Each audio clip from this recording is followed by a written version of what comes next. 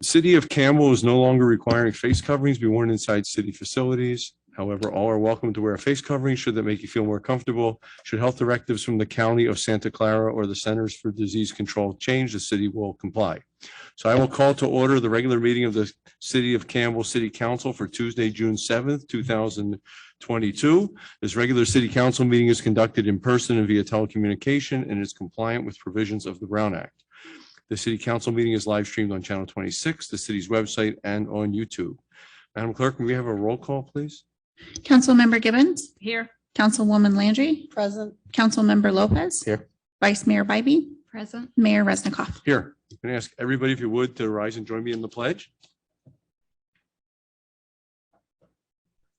I pledge allegiance to the flag of the United States of America and to the republic for which it stands, one nation, under God, indivisible, with liberty and justice for all. Thank you. There are no special presentations or proclamations. There are no communications or petitions. We have nothing to report out from executive session. So we move to oral requests. This is the portion of the meeting reserved for persons wishing to address the council on items not on the agenda, and you have 2 minutes to do so. Madam Clerk, have we received any public comments? I have nobody signed up in advance online and no public And speaker. nobody, no cards, and nobody in the house. Okay. We'll move to council announcements, to the mayor announcements. City Hall is open to the public for in-person services from Monday through Friday from 8 a.m. to 5 p.m. for your convenience. Online services such as permits, business license applications, and virtual appointments are also available online. Visit the city's website at campbellca.gov to view information for all city departments and services available.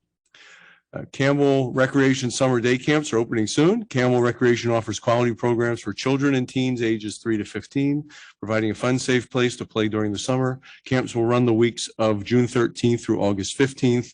And for more information, again, visit campbellca.gov. Saturday, June 18th from 10 a.m. to noon, all are welcome to stop by the Campbell Police Department for an exclusive look at the equipment, technology, and more. There will be a drone demonstration, 2 canine demonstrations, learn about SWAT, crisis negotiation, and visit the Mobile Emergency Operations Center. The event will take place on the public parking lot at City Hall.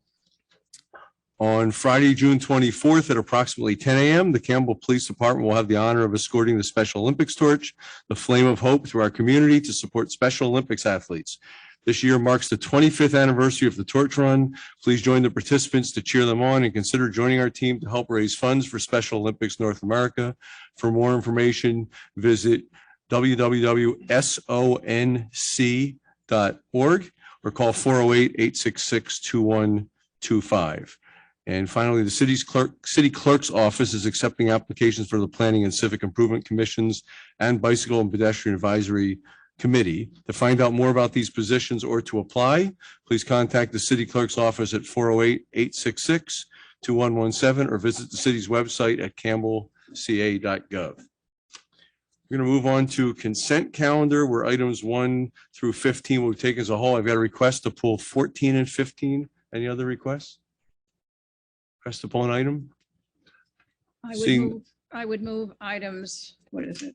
And I think also a comment that Council Member Gibbons will recuse or abstain from voting on item 12 due to proximity of that project to her house. Thank you for that clarification. I would move consent calendar items 1 through 13.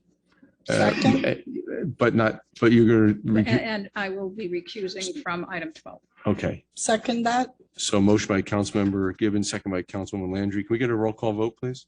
Councilmember Gibbons. Aye. Councilwoman Landry. Aye. Councilmember Lopez. Aye. Vice Mayor Bybee. Aye. Mayor Resnikoff. Aye, thank you. And city attorney's okay that she made the motion to include 12, or should we do a separate motion for 12? I think you should do a separate motion for 12. I've been here a while. See, it just didn't feel. Well, it goes back and forth. It just wasn't sure.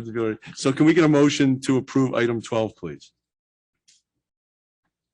So I'll move item 12, that the city council adopt a resolution approving the track map for track number 10572 and accept the public service easements as shown on the map for the property located at 202 West Rincon Avenue. I'll second. Motion by Vice Mayor Bybee, second by Councilmember Lopez. Can we get a roll call vote, please? Clarification. Oh, certainly. If the first vote, Liz, included number 12, don't we have to redo that vote to take 12 out of the first one? If it would change the vote on anything other than item 12, yes. It's not changing the vote. So we're good. Okay. Thank you, though. For your clarification. Fair enough. Roll call vote, please. Councilmember Gibbons. Abstain. Thank you. Councilwoman Landry. Yes. Councilmember Lopez. Yes. Vice Mayor Bybee. Aye. Mayor Resnick. Aye. So that passes as well. Thank you very much. We move to public hearings and introductions of ordinances. Item 14. I'm sorry. Well, I forgot 14. See, I'm so fussed here with this has been the quickest and slowest consent calendar ever. Let's go back to 14 and 15. Councilmember Gibbons. Sorry about that. Item number 14 is the authorization to issue a request for proposals for design services for the Campbell Priority Development Area PDA Enhancement Project, CIP number 20NN. And I would note that for the last 5 years, I have voted against this project. And I just am being consistent by saying that I do not feel now, 5 years, even 6 years after it was designed, it reflects the current status of complete streets. It's based on a design that was done in 2015-16. And it does not include the entire PDA area.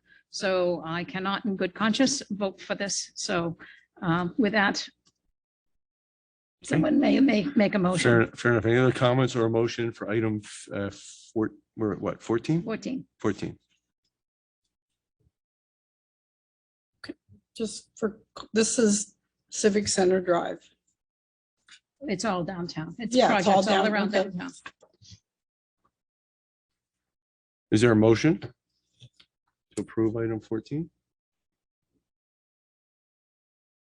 So I'll make a motion that the city council adopt a resolution authorizing the issuance of a request for proposal for consultant design services and authorizing the city manager to execute a contract with a selected design consultant in an amount not to exceed $500,000. Is there a second? I'll second. Thank you. Can we get a roll call vote, please? Councilmember Gibbons. No, Councilwoman Landry. No. Councilmember Lopez. Yes. Vice Mayor Bybee. Aye. Mayor Resnick. Aye. Okay, and we move to item 15, Councilmember Gibbons. And this one, though, has a desk item as well.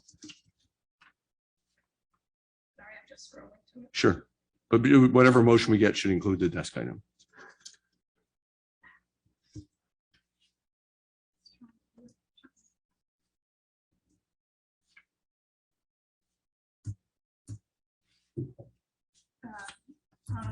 Item 15 on the consent calendar. Item 15 on the consent calendar is a resolution authorizing the use of fiscal year 2022-23 road maintenance and rehabilitation accounts funds for the fiscal year 22-23 annual street maintenance project.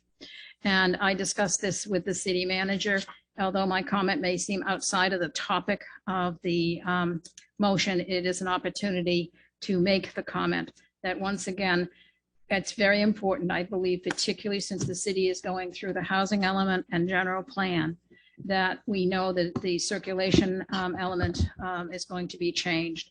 And we are working towards new standards of complete streets, and level of service is no longer relevant in the approval of projects. That I would request that the staff look and not doing the same type of street striping after street improvements, such as was done on Winchester. We need to be moving forward with new standards of design and inclusion on our streets. That's my comment. Okay. Any other comments? Is there a motion on item 15?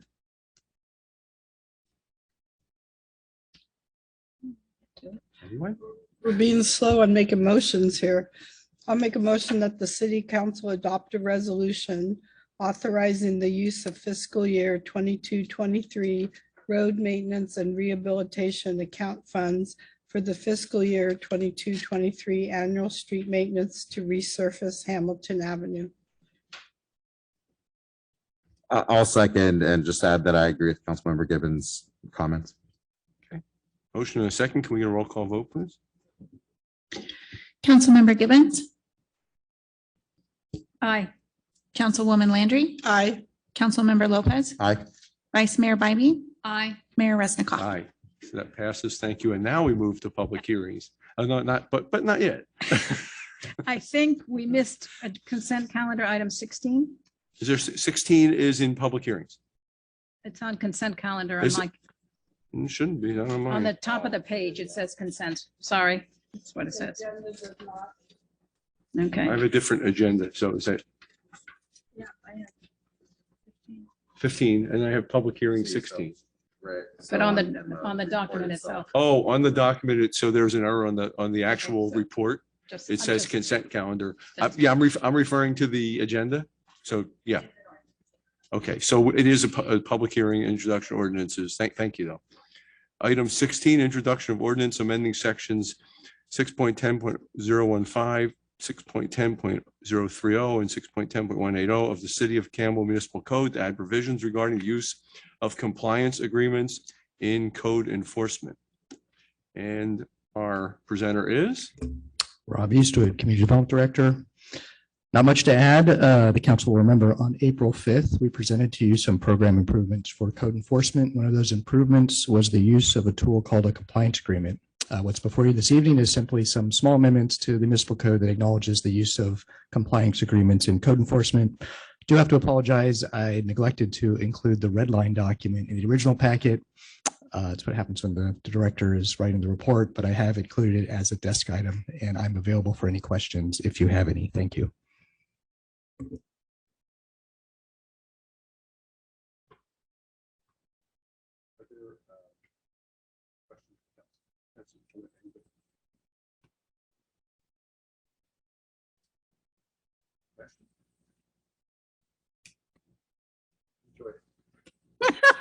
I'm sorry. Public hearing. Anybody in the public wishes to speak on this item?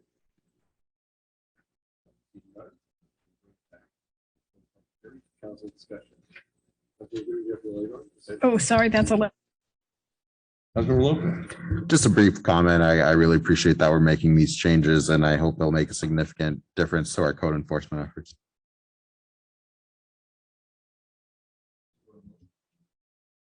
I'll make a motion that the city council introduce an ordinance amending section 6.10.015, 6.10.030, and 6.10.180 of the Campbell Municipal Code, adding provisions regarding the use of compliance agreements and code enforcement. And including the desk item. Second. Okay, motion, Councilwoman Landry, second by Councilmember Gibbons. Can we get a roll call vote, please? Councilmember Gibbons, Aye. Councilwoman Landry, Aye. Councilmember Lopez, Aye. Vice Mayor Bybee, Aye. Mayor Resnikoff. Aye.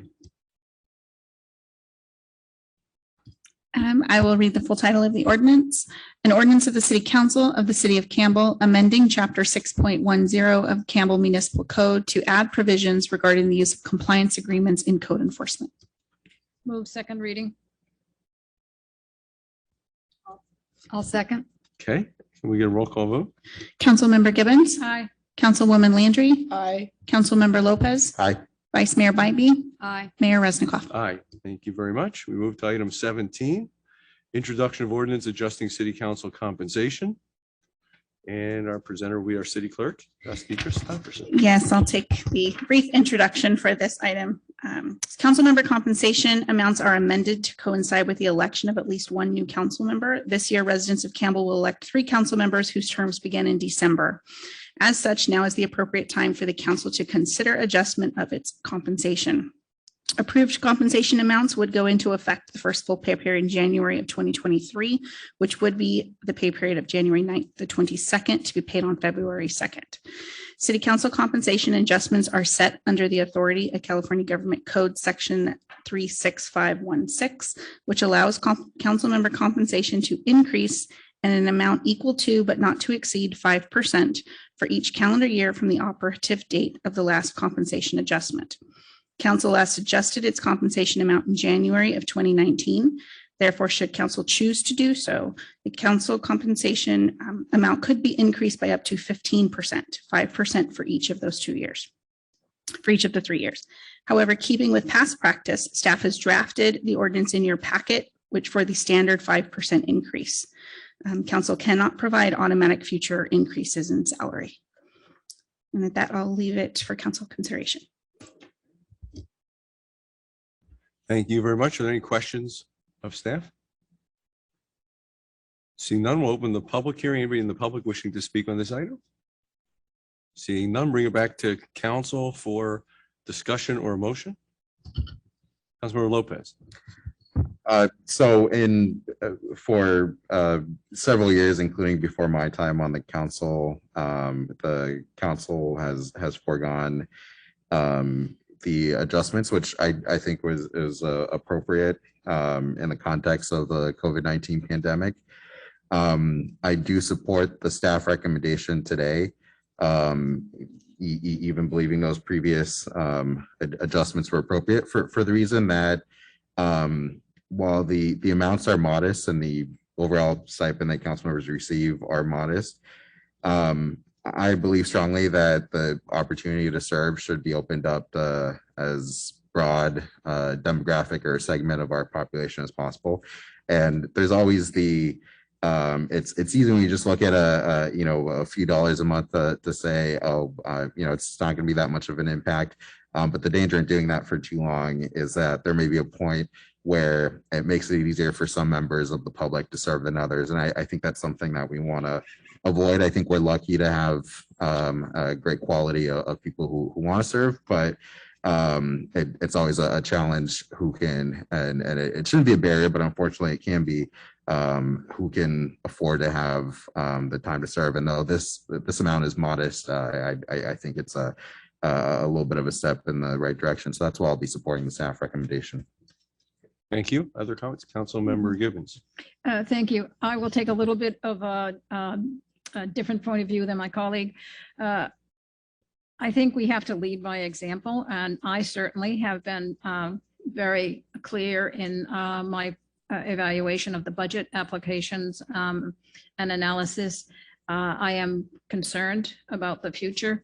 I'm concerned about a recession. I'm concerned about using ARPA funds for the community, not for internal services.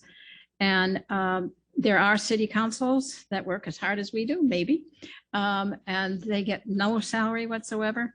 There are others that get $350 a month. Ours comes out to $17.17 at currently 62 cents per month, plus a car allowance.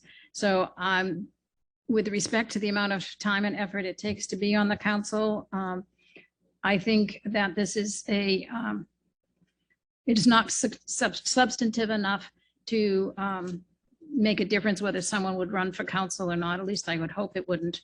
So I'm not supportive of raising the salary, even the modest $7.15 or what is $7.18 a month, just to say that I'm concerned and being consistent with my concerns. Councilwoman Landry. I hear what Councilmember Lopez mentioned about a desirable people who want to run, giving them enough of an income to make an incentive to run, but I don't think $7 a month incentivizes someone at the modest amount that we get. And I am concerned about where the economy is heading. I am concerned about our budget. And I would like to send a message to say that status quo is okay with me, and that although we've not taken one for the last 2 years, I don't think it's significant enough to take it. And I'd rather send the message of being cautious and concerned about our budget. Thank you. Vice Mayor. Thank you. I appreciate the comments of my colleagues. I am going to support the 5% increase.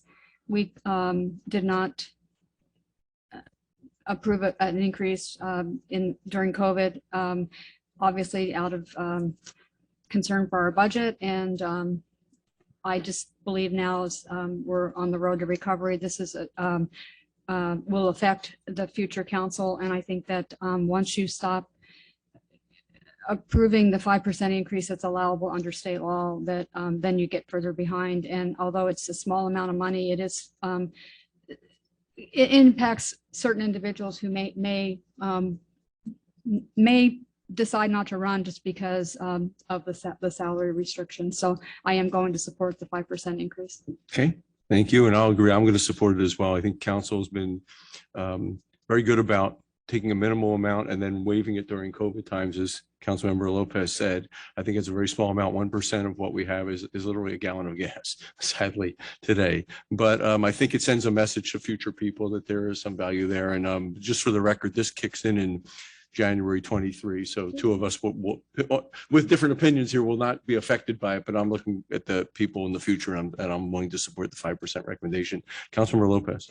Thank you. I just wanted to briefly clarify my comments and totally appreciate the comments by everyone. I think all fair perspectives.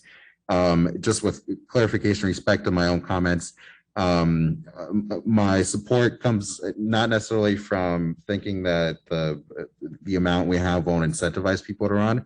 It's more just a concern for the fact that if someone has modest means and we're kicking the can down the road, it's easy to look at it every year and say it's only a few dollars. But as the vice mayor said, then we fall further behind. And so I want to set the example that, service opportunities should be available to as many people as possible, even if they come from more modest means.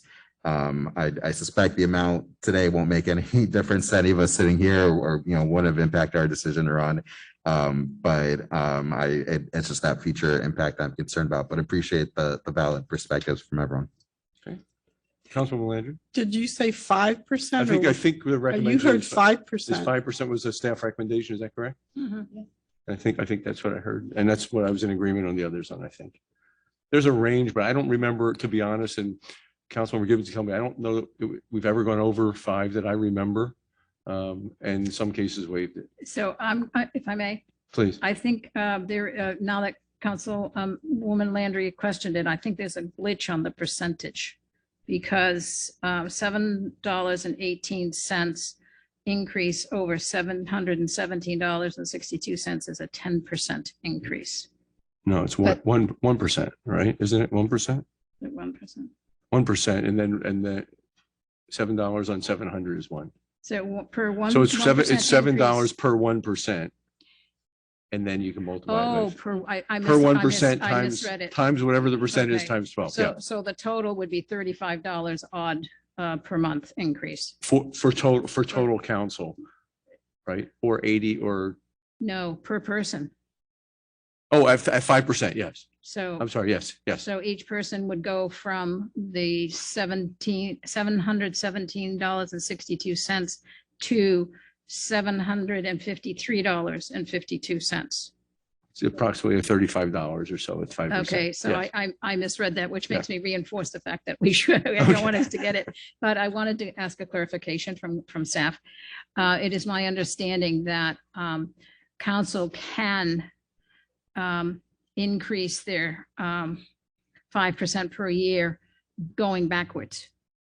It says we can't do anything going forward, but we can collectively collect going back as many years as it wasn't given.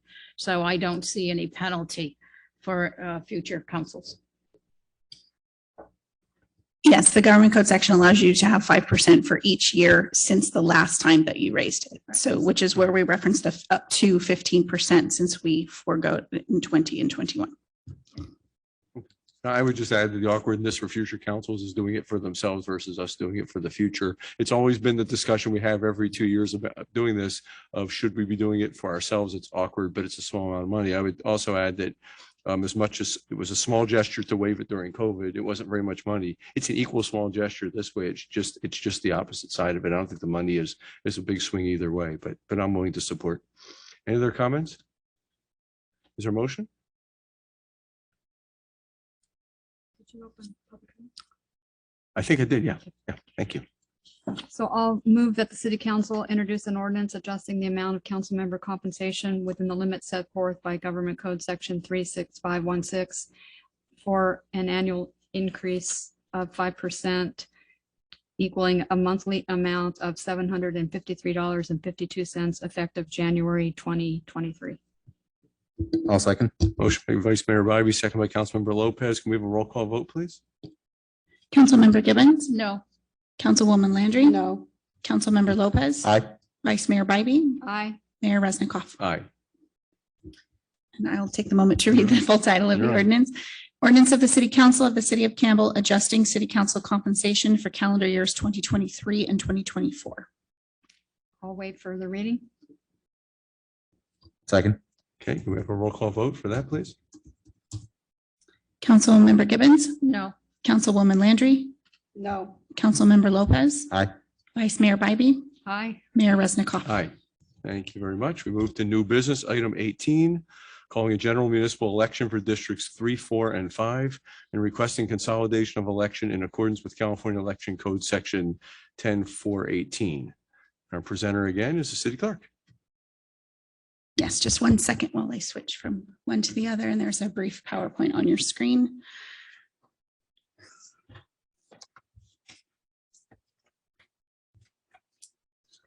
So Ryan's going to kindly move the screen for me one more, Ryan, if you would, please. And we'll stop right there. So the item before council tonight is the official call of election, beginning the election process for the City of Campbell council members in districts 3, 4, and 5. Staff has prepared this item with a draft resolution for council to consider, which would do the following if adopted as drafted.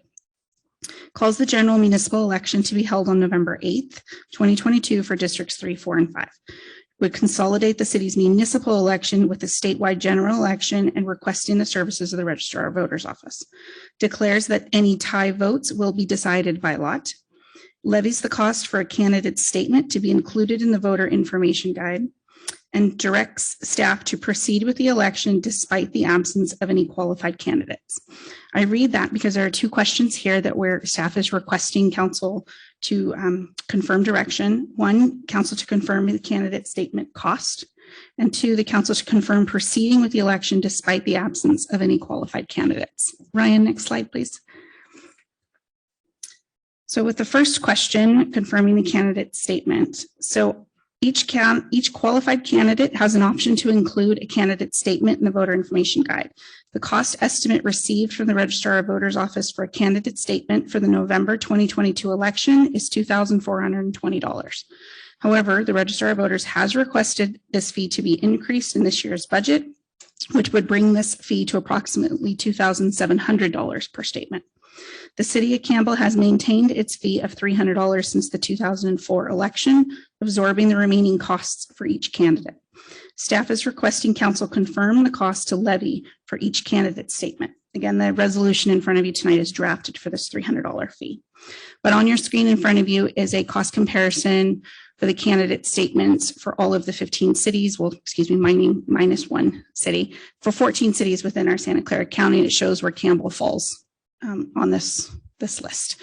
So that's the first question staff is going to be asking of council to confirm in their adoption of the resolution. Ryan, next slide, please.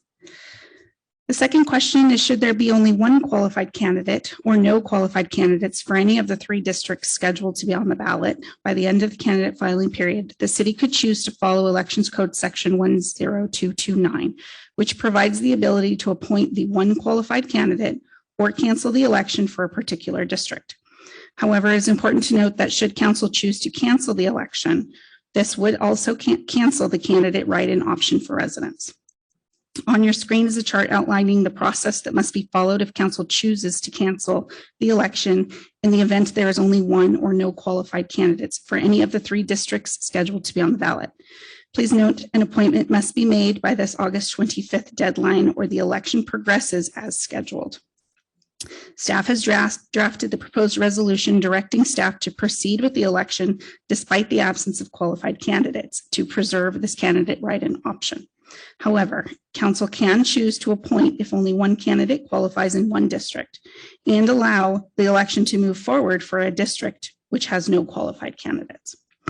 Should there be no elected council member following the November election process, council would then be able to follow Government Code Section 36512, which states that if a vacancy occurs in an elective office, the council shall, within 60 days from the date of the vacancy, make an appointment to fill.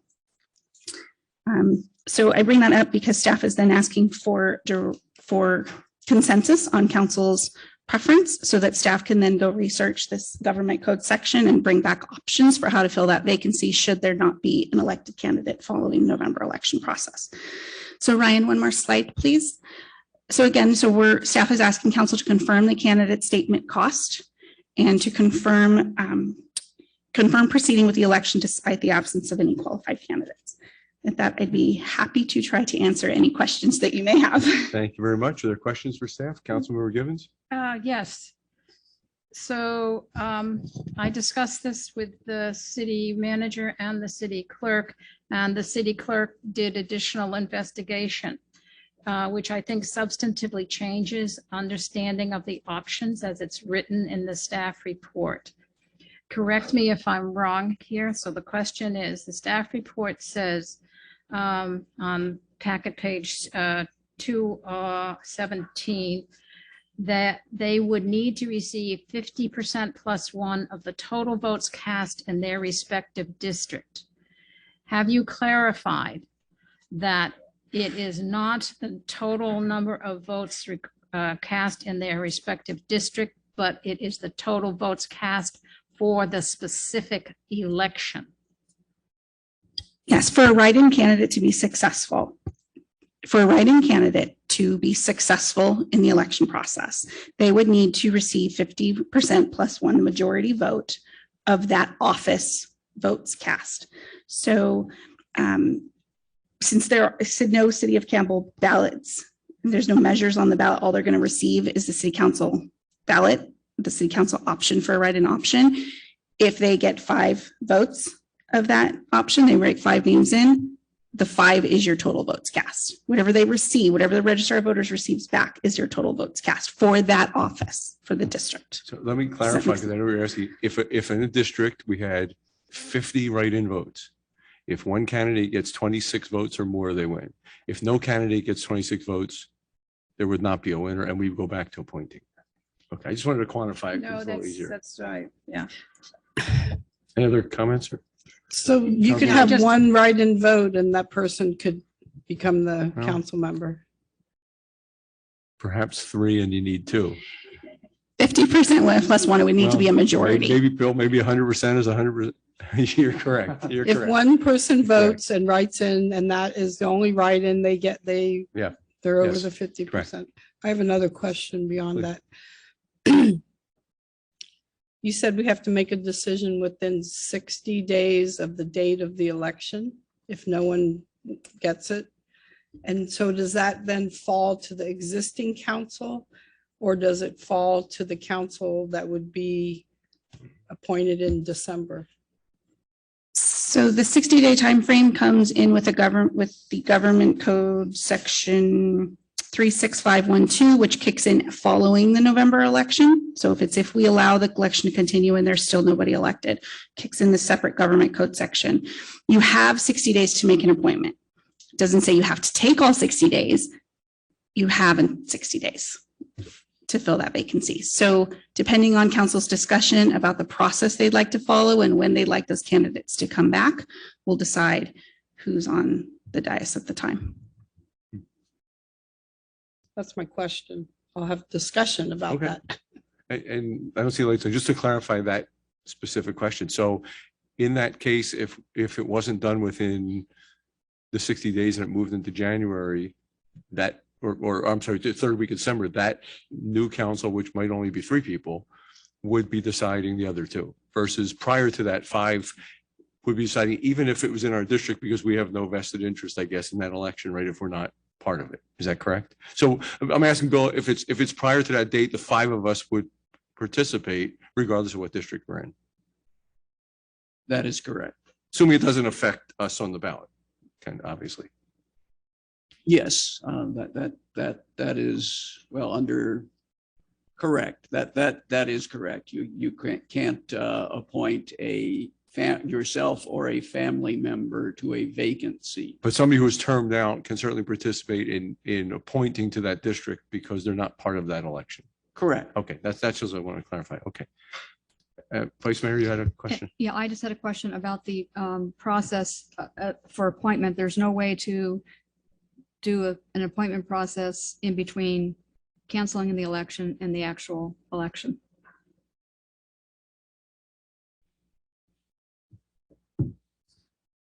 There is, if you can do it within 5 days, yes, that can happen. There are scheduling issues with the publication that make that very tight. If I may just add to that for really quickly, the deadline to make that appointment is August 25th. So the deadline to file as a candidate is August 17th, potentially. That means the deadline is August the 25th to make that appointment, or it follows through the election. Potentially it would be August 12th because Potential. the August 17th would only be if an incumbent does not file, then it gets extended by 5 days. But if a district that has a council member that's termed out, the deadline is August 12th. It doesn't get extended. That's my understanding. Because you don't have an incumbent that's eligible to run. You don't extend the deadline by 5 days to allow additional people. No, the statute doesn't actually address the termed out provision. So the way the statute reads is you get, if somebody's termed out, you get the extra 5 days for filing. I think you might want to read the code section again. I don't think that's correct. That's not what the memo says.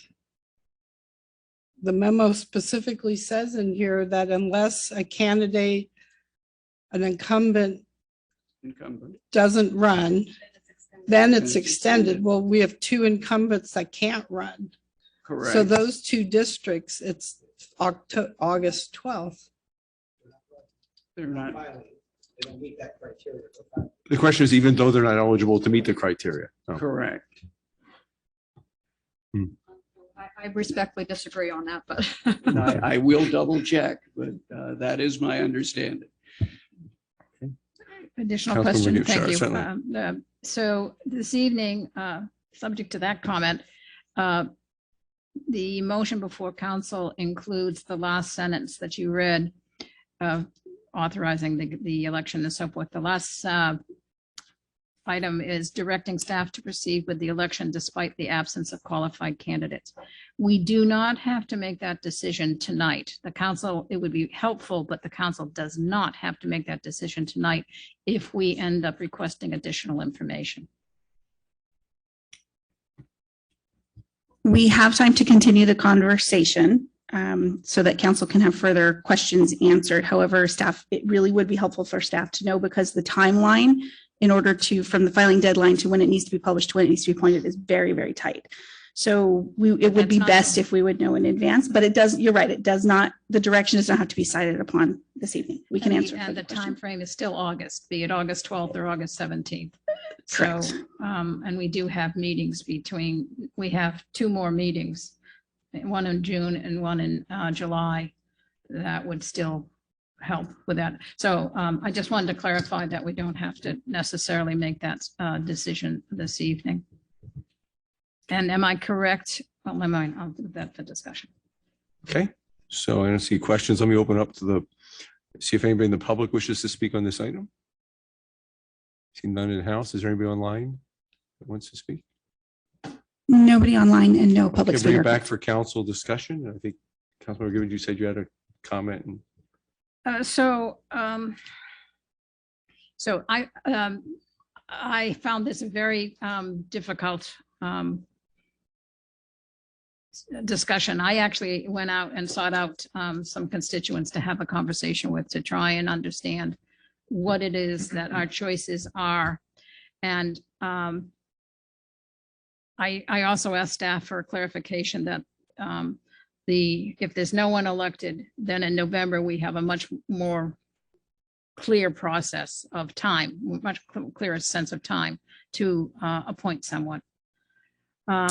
So I would like to know my colleagues' thoughts here. I find it awfully difficult to have someone win election to our council with one vote, which is not impossible. Have someone be a single topic candidate. Have someone who has no knowledge of government. So I appreciate the significance of having write-in candidates. But at the same time, if somebody wanted to have their name written in, or we don't even know if they'd accept it if their name was written in, we'd have to vet them and everything else. I don't understand how the future of the city is benefited by having such an unknown situation. I understand that the staff has been very clear about the challenges of trying to do an appointment in the 5 days, and I think we need a little more information about that.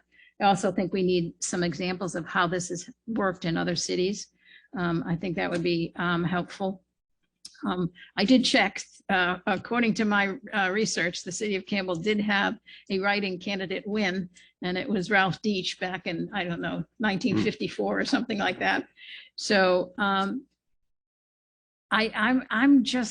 struggling with this. I'm not comfortable that someone with no commitment, no understanding, no knowledge of the community could win, be it one vote or be it even 10 votes or 100 votes.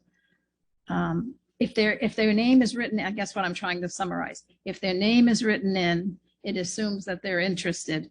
And if they were interested, then they would have run and then they would have been vetted.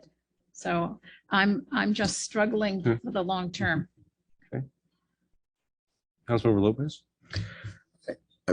I absolutely share those concerns. That said, I strongly support both staff recommendations at this point for the reason that I would be very concerned about the perception in the community about the democratic process. I think I'd like to see that play out. It's not that unusual for smaller cities to have candidates qualify closer to the deadline. So I just don't think we're there. I certainly would not want to have, I would share those same concerns in that situation, but I'm just as concerned, I guess more concerned tonight about any kind of perception, especially now when there's such questions about democratic institutions nationally, that we, about the perception that council would be putting their thumb or going to an appointment process prematurely. That just is a major concern for me, because I think that public trust is so important, and that's not to question the intentions of anyone. I think it's just a perception issue that we would be faced with. But I agree, that's two very challenging positions, but that's the side that I fall on for the discussion tonight. I do think more research is needed and is welcome. And there's more discussions, I think, about questions that have been raised that may necessitate further discussions, but I would support the staff recommendations tonight. Councilwoman Landry. Yeah, I'm very concerned that one person writes in and can win. If we make a vote tonight, can we exclude the write-in part of the, do we have to have a write-in on the ballot? if you move forward with the election, you have to allow for write-in candidates. I would mention, however, that there still is a qualification process for write-in candidates that is very similar to the process for putting a name on the ballot. It's not just that whoever gets written on the ballot qualifies. You still have to gather at least 20 nominating signatures. In fact, the process is very similar. It just essentially gets extended somewhat. So the person. And the other difference is the name doesn't appear on the ballot. So we have the election. There's no one that ran. There's no printed name on the ballot. There's a place that says you can write it in. We write in Joe Blow, and then Joe Blow still has to collect the 20 signatures, be a registered voter, live in the city of Campbell. So even though she or he may have gotten a write-in vote, that does not automatically mean they won the election. There's still a qualifying period after November 7th. No, the qualifying period takes place before the election. I think, I'm not sure the exact timing. It's something like 56 days before the election, I believe, that they have to submit their papers. For a write-in vote. Correct. How does that work? I mean, you won't know what the write-in name is until the ballot comes out. They would have to go get qualified, get signatures, just like a council member running. The difference is Right. So I can't just, the day of the election, I can't just write in Samantha Smith. You can, but Samantha Smith will Not qualify. if she hadn't qualified. Okay, so we will know anybody who potentially is a write-in. We would know, it would be public information that this person qualified, that you can physically write their name on there. Correct. Are we allowed to do, I'm guessing the answer is going to be no, but are we allowed to do any publication saying that you can write in a name so that people have a sense ahead of time, oh, I can potentially get this person qualified to write in? Because I could see people not knowing I can write in a name. No, the city can do that. That's certainly appropriate, as long as you're not suggesting any particular individual. But we could promote the fact that you are allowed to write in a name. Correct. And we have to have a write-in line, even if someone qualifies. So if Samantha Smith qualifies for District 3, do you still have to have a write-in line for District 3? Yeah, every ballot. Yeah. Yes, if you have an election, you have to allow for write-ins. Any spot? Because And you that saw wasn't that- what was on the ballot we turned in Sure, today. you saw that below every office was a blank space with a circle, Oh, I and guess that's I where you didn't- write it in. I guess I didn't count Yeah, that. everyone had it, I noticed, yeah. I guess I voted for someone. Vice Mayor? So on the write-in process, are those signatures of the 20 people checked with the registrar to ensure that they are valid signatures within that district? So that if they only had 19, then the person wouldn't be eligible to be a write-in? That is Is that correct. Correct. So let me comment. I mean, I'm not conflicted. I just think, no, I understand the difference of opinions here. I get them both, but I think that it's incumbent on us to do the right thing. If we have nobody interested in running at all, and that's the way it goes, we either go down a write-in path where somebody with one vote can win. More likely, it's going to be more than one vote, because at that point you do your own social media campaign and you can pick up a few hundred votes, and no other write-in will ever beat that. And it's a lark, and maybe they're serious, maybe they're not, or they're serious but for one issue, as was mentioned here. I think if it comes down to that, I would fully support appointing, because I think everybody that's run and everybody that's served is going to have the best interest in the future of the city, to make sure whoever gets appointed is qualified. I remember when Saratoga went through this after the death of a council member, and they wound up they interviewed, I think it was 20 some people came in, and they wound up appointing at the time council member Campbell, who served 2 more terms and served as mayor, but they made sure that they got a qualified candidate out of a big pool of candidates. That's to me, that's the only way to do it. The 50+1 write-in scares me. It really does. It scares me for many reasons, and I don't think it's a benefit for the city. And we would find serious people that might be interested, but just don't want to go through a process of running. So maybe in the past, it wasn't as big a deal with social media. It'd be simple to run yourself a campaign. So I'm willing to support that. Should that position happen, that's what we do. And I don't think it's to disenfranchise anybody. I understand Councilmember Lopez's concerns. I think it's more of saying that we recognize the seriousness of this and need to do something. Can I follow up question? So let me, Councilmember Gibbons, and I'll come back to you. Is your late one? No. There. But Sean.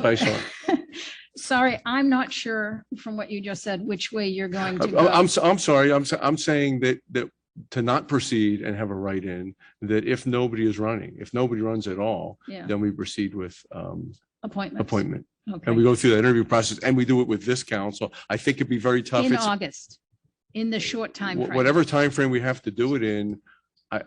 I think just wanted to clarify. Yeah, I'm sorry. Yeah. I think the problem, I'm very concerned about the write-in. I'm concerned about the write-in from the one vote winner to just somebody who runs a campaign on a lark because it's fun. And I understand there's other requirements, but you can get around those probably. I think that the council members who are here would take it seriously and would look at qualified people coming in. And if people come in on a lark and they have they're a one issue person or just not serious, we're not going to take that seriously. And I think it's better to do it with 5 that have experience here than with, if you could push something off to go down to 3. So I do have more comments, but So I'm sorry, Landy. wasn't clear. Can I just make one point of clarification? You mentioned the appointment process and having time to interview. If the council chooses to cancel the election, the appointment must be made by August 25th.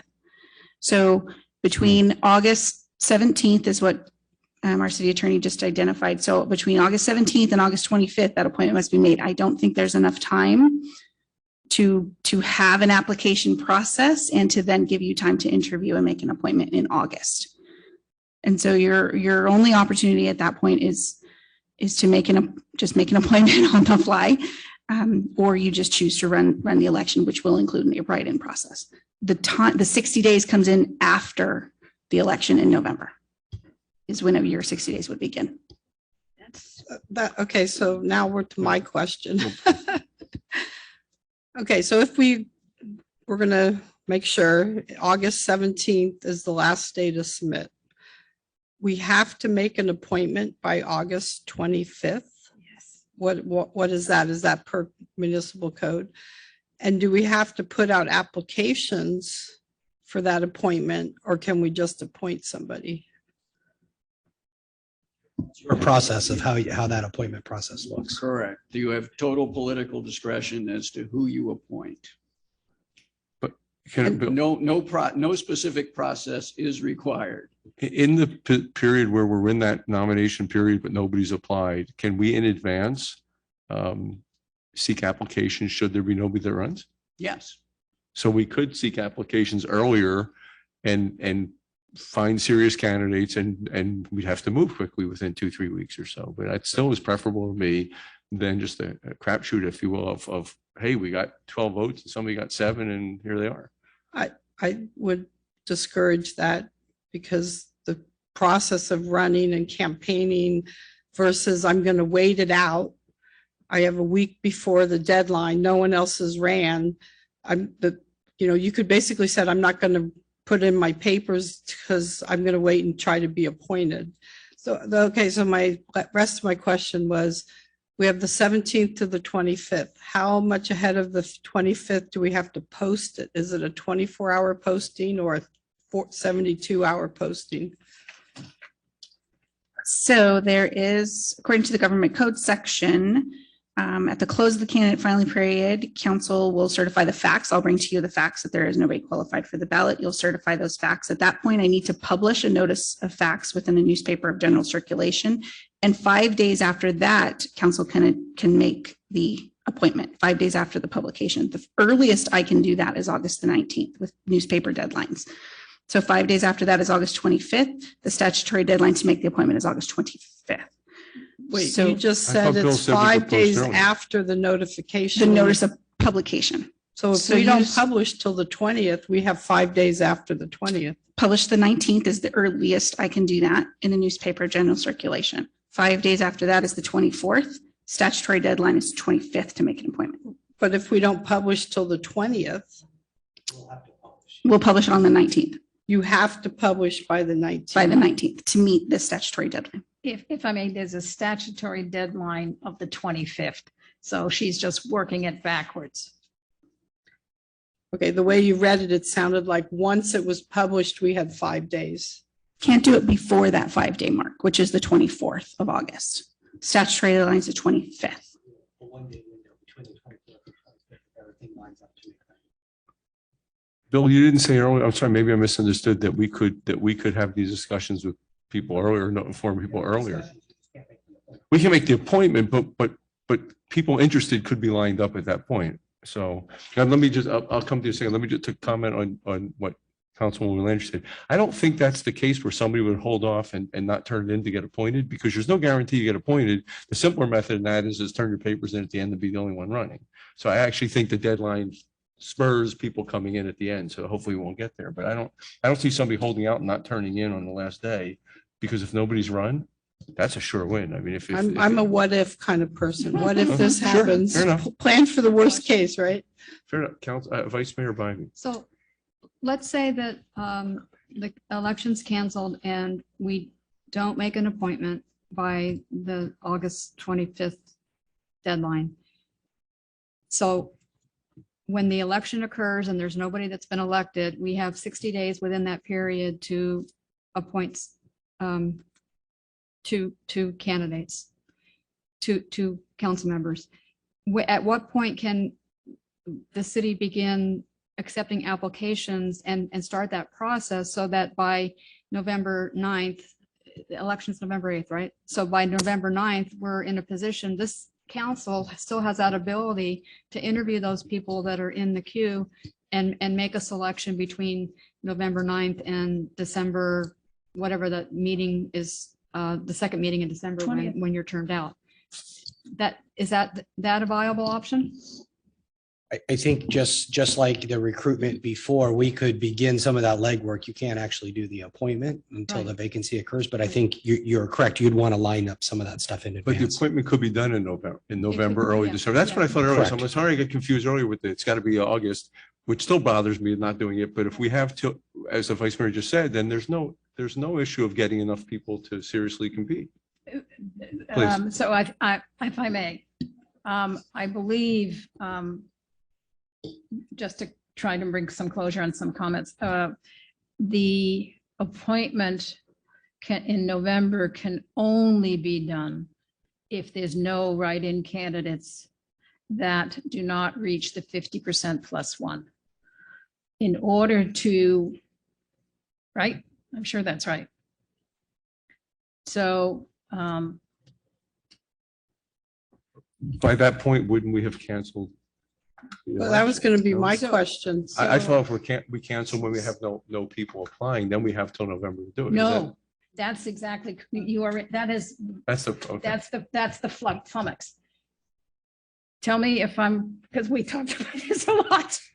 Okay, so it's at the point at which council needs to make a decision to allow staffs to do the appropriate things. I'm not going to worry about dates right now. I'm just going to use the August 17th date. If council does not see anyone applying, council has made the decision not to allow write-in votes, then the selection process must be completed by August 25th.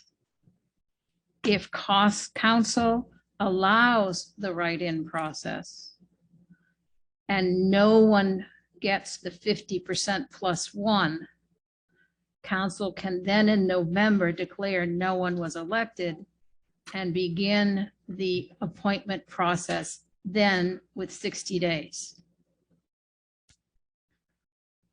Those are the two appointment processes completely independent. Okay, so the dialogue's been good for me, but I appreciate this because it's government 101. I mean, it really is trusting government.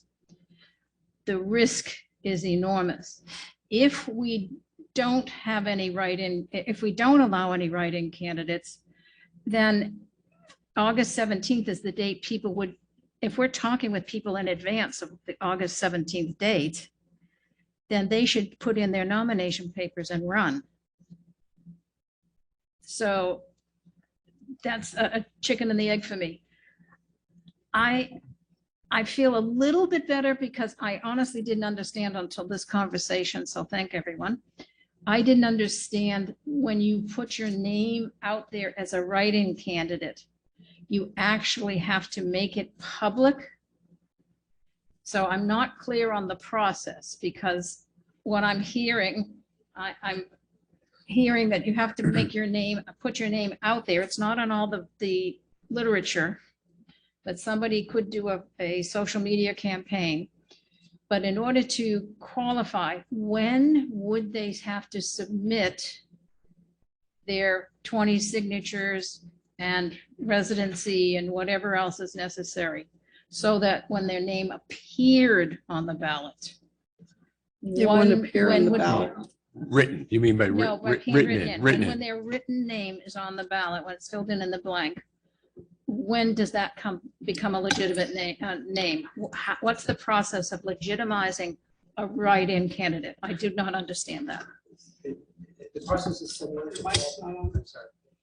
My understanding is the process is very similar to a council member running and filing papers where you go for a qualification, you get your signatures, hopefully you get more than 20, so some aren't valid. I'm sorry, I got all that. There's a I'm looking- deadline and I don't have that at my That's what I'm fingertips. looking for the I deadline. have that date. October 25th is the deadline, is the write-in candidate period. Okay, so everybody just, yeah, sorry, everybody. So this is important.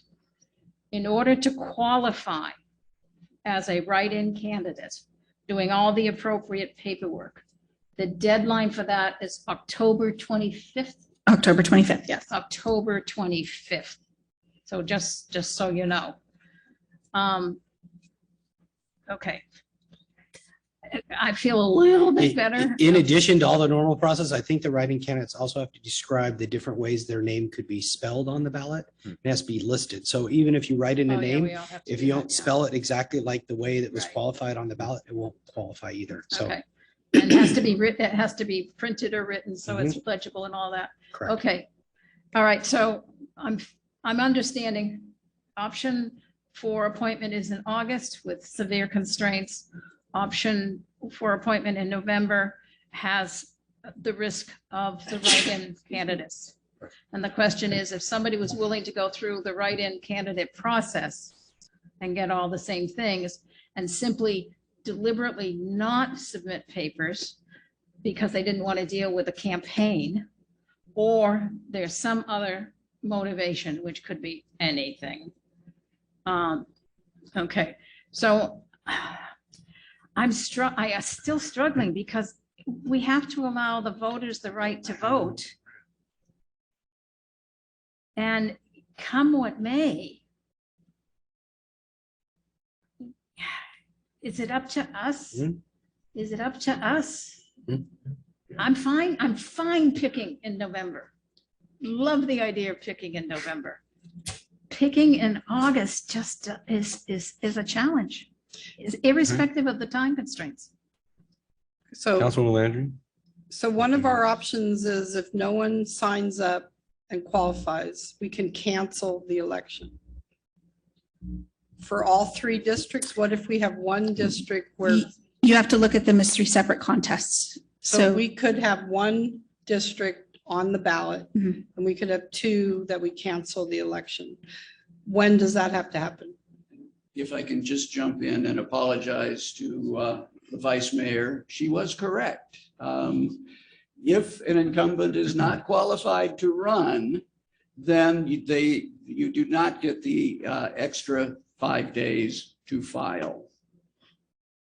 That's my May I ask understanding. city attorney Which for may research give in us that? an I was just extra gonna say. 5 days Because it For backs it up. publication. So it backs it up. Instead of having the 17th to the 25th, we now have the 12th to the 25th.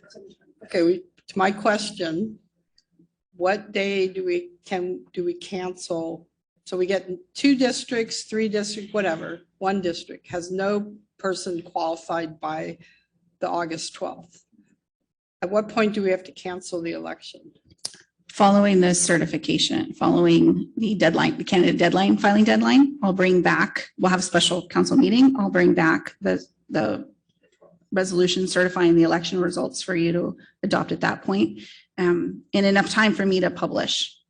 And then you make an appointment Wait, you said certifying the following the election, 12th with the new date provided. certifying the election results?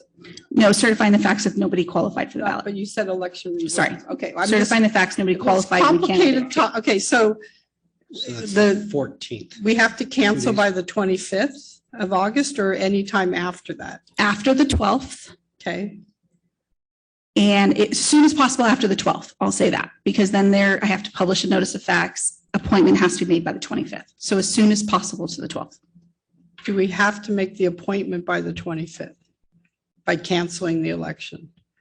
So we have the 12th, no one submits, you post it, we have to post it for 24 hours.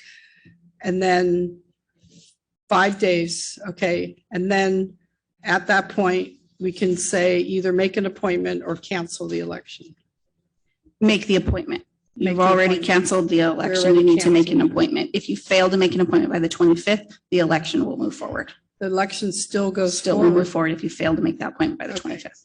Okay. So we're not having to make a decision tonight about canceling the election, about write-in. That does not need to be part of our decision tonight, correct? That's correct. We can have that conversation. If you want more information, we can direct staff to bring back some more information to you. But we need to know at a council meeting prior to the final filing deadline so that we know how to act should that happen.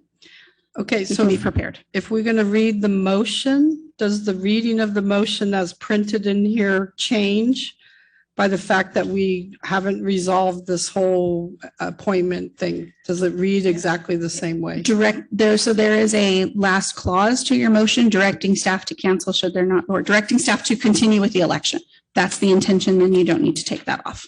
You It can leave says that as directing is. staff to proceed with the election despite, so that would go away. You could take that off if you wanted to continue to have this And then that conversation. leaves us, so that all these questions can be answered or resolved later. Right. Okay. There was still the candidate statement fee that I wanted council Okay. to weigh in on. Yeah, okay. Councilmember Lopez, you had comments. So. So can I clarify one thing, Mayor? If you're not supporting the staff recommendation on the election, what would you be supporting? I feel better. We have an extra 5 days. If I told you we could double the amount of time, you'd say, oh, great. And also thank you, by the way, I think it was answered, which you just answered, what happens if we don't do it by the 20th? Then you take the decision out of our hands and we move forward. There is precedence in here. We canceled an election a few times ago with candidates, right? Because we had nobody opposing and we didn't, we weren't here. No, I don't think anybody's here, but you were here, but we didn't, it wasn't an issue of write-ins. I mean, that same issue really, it could have been write-ins, right? But we had 2 incumbents that ran and we canceled the election. We didn't have that election with council members Katowski and Baker at the time. So, I mean, it's been done.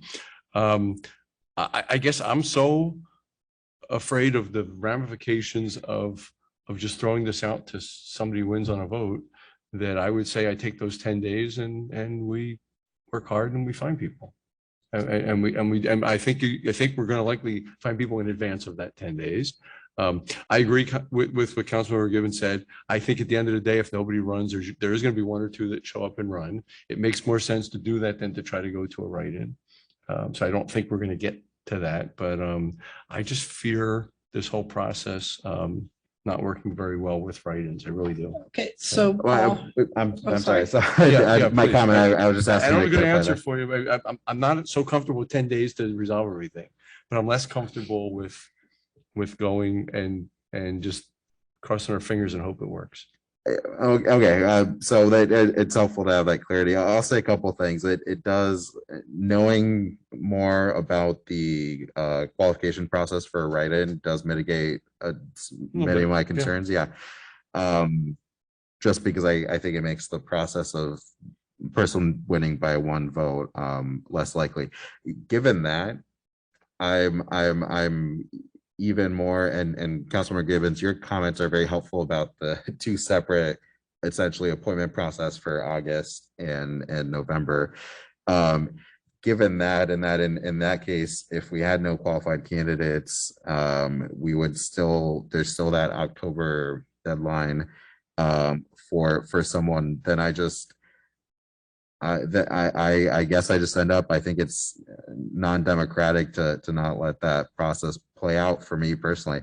I'll throw out other examples. There's a lot I don't like about the way, just broadly speaking, nothing specific, but the way California does recalls and ballot initiatives, but that's our democratic process. I don't think it would be appropriate to overturn that. And again, the qualification process, I think essentially ends up being the same with the difference that the name is not on the ballot. So that's where I end up at this point. The other point that I wanted to come back to is why I would like to move forward with the staff recommendations tonight is because there may be candidates out there right now who are thinking of it and who may intend to file. And I think providing as much clarity as we can around the process is helpful to them. And I don't think we do ourselves any favors by leaving that up in the air. There may be people that we don't know of who are thinking of it and planning on it and have no idea of all the wrinkles that there could be in the process. So that concerns me a lot. I have a question to the mayor. Yes.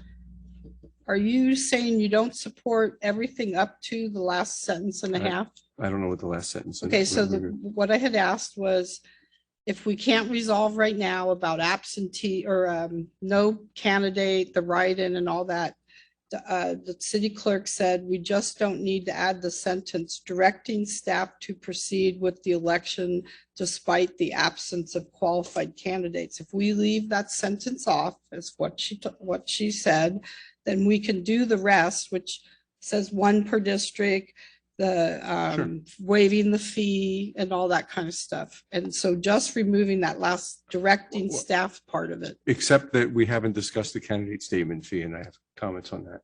I'm just saying the rest But that we've talked about. the rest is, I understand it, is procedural.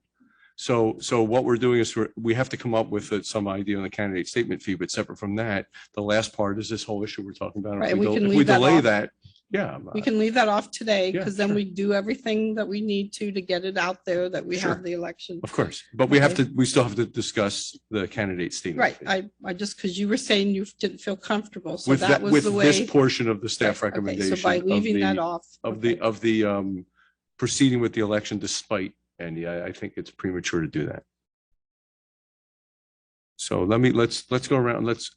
Yeah, I want to move on if we can to the candidate. I know we've got a big agenda We got a still lot of in stuff front of to us.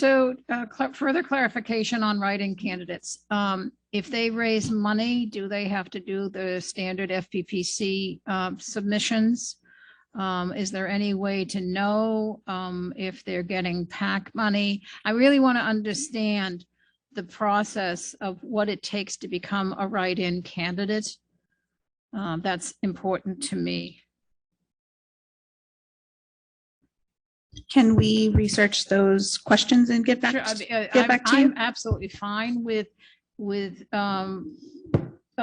forward with answering your miscellaneous questions, plus making the motion without that last sentence until we get some more information. I'm fine with that, Okay. but I think it would be helpful to understand what the write-in process is and requires, because we just never had to deal with that before. With that, I will say I had, as I said before, I had some very challenging discussions with friends and constituents about this, and they gave me food for thought on, am I more worried about my legacy, since I'm termed out. And protecting my legacy by deciding who comes in after me? Or am I more concerned about the democratic process? So that's the internal debate, mental debate that I'm having. And I'm feeling better about the write-in option and having the election go forward with the potential for write-ins if I understand the process better. Well, I would just say that I don't think that's a fair two alternatives. Because it's essentially, do you care more about you or about the process? But how about this? I mean, I would say that I care more about making sure that what we do is right for the city. So I'm just saying, I don't think it's a black and white. No, those and two. forgive me. I was just expressing some of the mental challenge I've gone through. I'm not saying I'm not interested in the future of the city. That wasn't my point. I'm saying from the outside, I could see that it's either this or that. I'm saying there's a third here of, I think, are good motives of what makes sense. You said it earlier when we started, what makes sense for the city. Yeah. So I wasn't pointing at you. I'm saying that I think the choices given to you were not complete. But can we move? Let's move on to the candidate statement and get some comments on that. I just wanted to make a comment. Oh. I concur with Councilmember Lopez on the democratic process, and I really feel that we should let this play out. The elections are in California are not a straightforward process, as we've demonstrated here with this dialogue that we've had for the last hour or so. And I feel that I have more of a comfort level now knowing that there's a process for the write-in candidate and that it requires at least 20 people to nominate somebody. And you potentially could have one candidate in a district that goes through the normal process and it's not challenged. So, and that person may be a one issue candidate. So I don't know that you really can control that. But knowing that there is a process in which somebody does have to do some work and get nominated and actually qualify, I'm more comfortable with that and allowing the process to move forward. Okay. Can I ask for clarification for Yeah, your and comment? then let's get to the candidate. I support the democratic process. But I think there's still some questions in my mind about adding this last sentence about just proceeding with the election despite in the absence of a qualified candidate. Are you saying you want that sentence included? Yeah, I think the election should go forward with that. I don't think that we should be canceling the election and trying to appoint somebody in a 10-day window. But we can add this topic at a meeting prior to, like, we have several meetings in between now that we could have more answers to or more discussion, right? So we'll resolve that when the motion is made and see if there's support for it. But we have to address the candidate statement fee, which I'll just say, I've always thought that that's a piece that can control what you talked about of who's seriously running. Comments on that? I would offer a informal motion that we accept staff recommendations on the fee. Well, is there discussion on the fee? Is there any other comments? I agree with the fee from the staff recommendation. I agree with the fee too. I think that we need to keep it at a reasonable amount so that it provides equal access to candidates who may or may not choose to form a committee or do fundraising. I guess I'm contrarian tonight because I've felt in the last 8 years, I think you know this, that we always should have been raised. We've had people here say it should be 100%. I've said at least 50%, just for the fact of the vice mayor said a write-in candidate could be a serious person, or one issue, but that makes some investment in the process. The city is spending money for optional statements. I've never felt, even when I was paying it, I didn't feel it was right. So I actually think it's too low and it should equate to more like, even if we're subsidizing, which some cities don't do 50%. I'm in the minority, I get it, but I felt that way 8 years ago. I feel that way today, that some barrier to entry gets you more serious candidates. Councilmember Lopez. I support the staff recommendation. I just want to also point out that The budget right now is for 3 candidate statements per district. And so I think it's very likely, given the rest of the discussion, that we'll see some cost savings there. That may be significant. That's an excellent point. Thank you. So let's see. I mean, I don't know if there's a consensus for that last portion of the motion, but if somebody wants to make a motion and start. I'll make a motion to start. Are we clear what the recommendation is on the statement fee? I'm not I think aware. the of it. recommendation is to leave it as is, but we're going to put that into the motion, I Okay, guess. thank- But if you want to make a motion, I don't know if there's support for the full motion or removing that, but let's see. Let's see where we're at.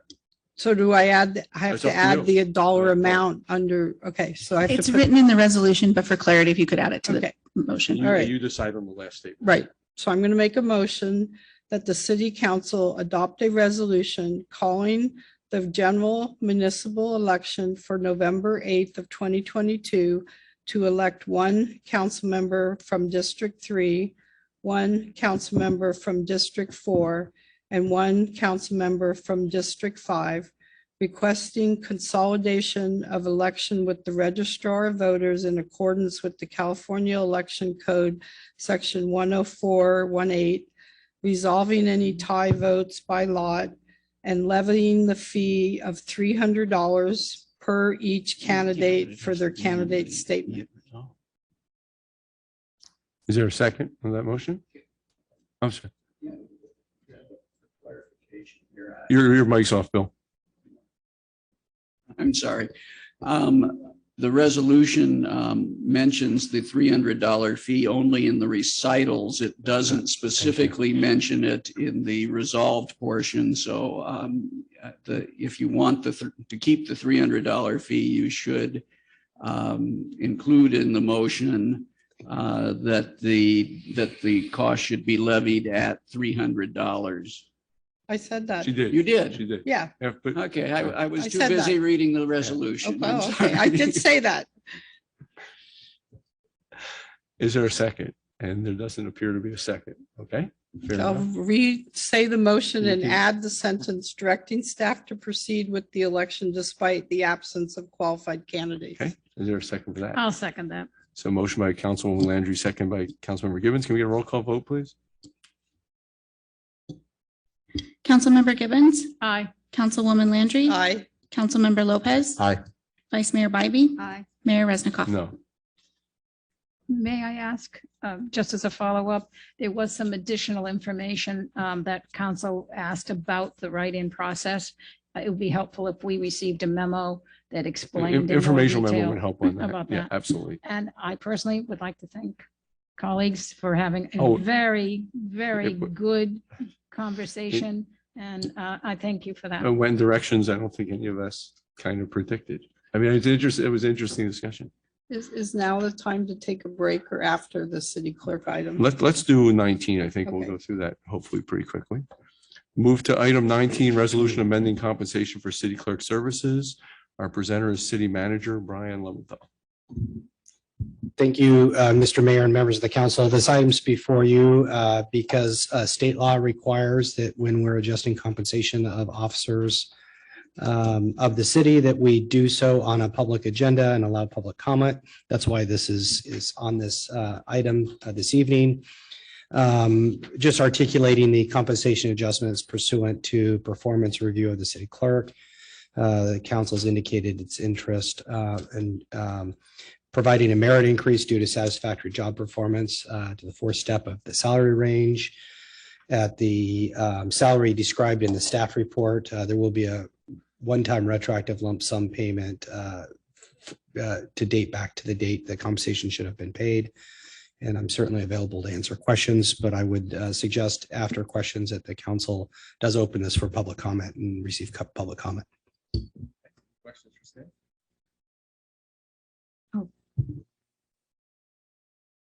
No questions from staff. For staff, we'll open the public hearing. Anybody wishing to speak on this item? Seeing none, we'll bring it back for council discussion or a motion. I would make a motion that the city council adopt a resolution amending compensation for the city clerk services. Second, Motion, Councilmember Gibbons, second by Councilwoman Landry. Can we get a roll call? May I vote? make a brief comment? Certainly. I'm sorry. I just want to highlight, as the city manager said, that this is merit-based and I think well-deserved for the city clerk services. So thank you. Ditto. Now we can have a roll call vote. Councilmember Gibbons, Aye. Councilwoman Landry, Aye. Councilmember Lopez. Aye. Vice Mayor Bybee, Aye. Mayor Resnikoff. Aye. Thank you very much. That passes. We'll move to unofficial business item 20, but at this point, we'll take a break till 9:15. So people understand it's an hour and a half in here, but we started at 4 and it's 6. So we're going to take to 9:15 if you would indulge with us, because I think the items coming up may take a little bit of time, but thank you for your patience.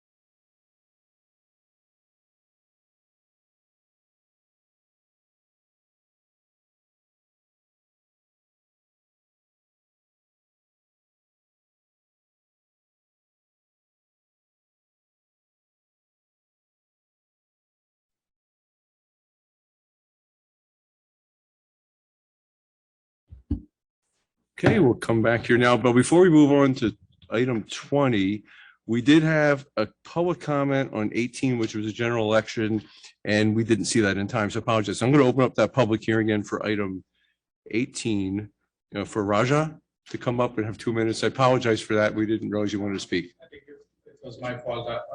I didn't realize that the public comments sneaked in and went also. My name Is the mic on? Just make sure. Let's make sure so you can be heard. Hello. Yeah. Perfect. Hey, Go ahead, my please. name is Raja Pallila. I live in Hasan Avenue, District 5. For the election process, what I want to say is, I wanted the election process to actually happen and not cancel or, bring in your own person or something, right? So let it happen, and you folks will have the opportunity in November if nothing happens before that. If we don't let the process play, what happens is like hijacking the whole process preemptively and then putting your own people on the council, right? Maybe that's how people want it. Maybe there will be 1,000 people who will write someone's name later on, right? But there is time and the opportunity to do that. So preempting is not a great thing. That was my comment for the comment section. Thanks. Thank you very much. Appreciate your patience and apologize again for the delay. So if anybody else wants to speak on that, we'll close that. Now we'll move on to item 20 and unfinished business. Receive an update on the economic development strategy and consider issuance of a request for proposals for consultant services to support the short-term economic development strategy and to prepare an update to the city's economic development plan. Okay, good evening again. Rob Eastwood, Community Development Director. I'll have introductory comments. We do have a presentation for you that will be handled by Michael Thomas, our Economic Development Specialist. And of course, both of us are available for questions. I'm going to ask our IT coordinator to queue up the PowerPoint, if he could, please.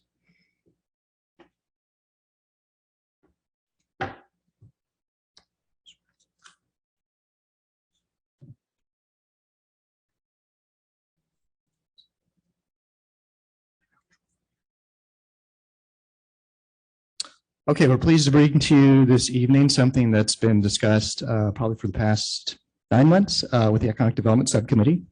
And that has to do with both a short-term and a long-term strategy to address economic development needs here in the city of Campbell. What we have for you this evening is a consolidated approach that attempts to both address short-term needs, which are vacancies now happening at Campbell, and a strategic approach working with a consultant to address those needs, looking at vacancy analysis and sales tax leakage. That combined with a long-term strategy, which means updating Campbell's economic development plan, which was last updated in 2017.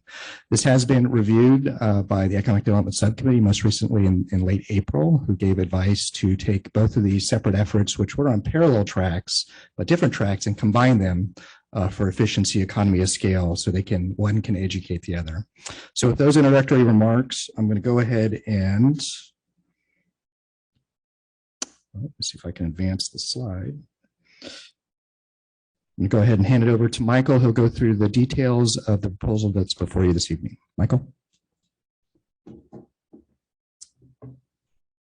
Thank you, Director Eastwood. Good evening, honorable council members and mayor. Thank you for having me here this evening. As Director Eastwood mentioned, the current economic development plan was adopted in 2017 and reflects the general plan policies and strategies to create opportunities for business expansion and retention. These documents are particularly updated every 5 years, and we are within that window now. Staff is requesting allocation of $150,000 in fiscal year 23 budget for the plan update. Oops. Next slide. The short-term strategy, as Rob mentioned, some background on it. Back in November 2021, the Economic Development Subcommittee received a presentation from the city sales tax consultant that covered sales tax leakage. From that meeting, there was a discussion to develop, pursue a short-term strategy to fill commercial vacancies based on that leakage data, and that was discussed at the January 18th council meeting. After that meeting, staff identified consultant services for the short-term strategy to fill those vacancies per the council direction from that meeting. On April 29th, staff met with the subcommittee again, where we discussed the short-term strategy status and RFP for the economic development plan update, where the subcommittee directed both efforts to be combined into one scope, which also include defining the strengths, weakness, and opportunities and threats analysis, and also define stakeholder engagement. The RFP before you tonight is a combined scope that combines the short-term strategy as mentioned, and the scope includes data analysis, the SWOT analysis with strengths, weaknesses, opportunities, and threats, stakeholder engagement, and composition as well, and then visioning and branding that defines the city's vision as well. The short-term strategy components, we're looking at a 6-month process for this strategy to be developed, which would include reviewing current conditions and leakage as mentioned, assess current commercial vacancies, identify and consider new and developing industries for those vacancies, identify and develop the city's branding needs for attracting those targeted industries, and working with the commercial brokerage community to market available space to preferred businesses. The long-term plan update is more long range in terms of 18 to 24 months that would update the plan with visioning and marketing for Campbell, inform land use updates to the general plan, including the SWOT analysis mentioned, visioning and branding, and then stakeholder and public review as well before council adoption.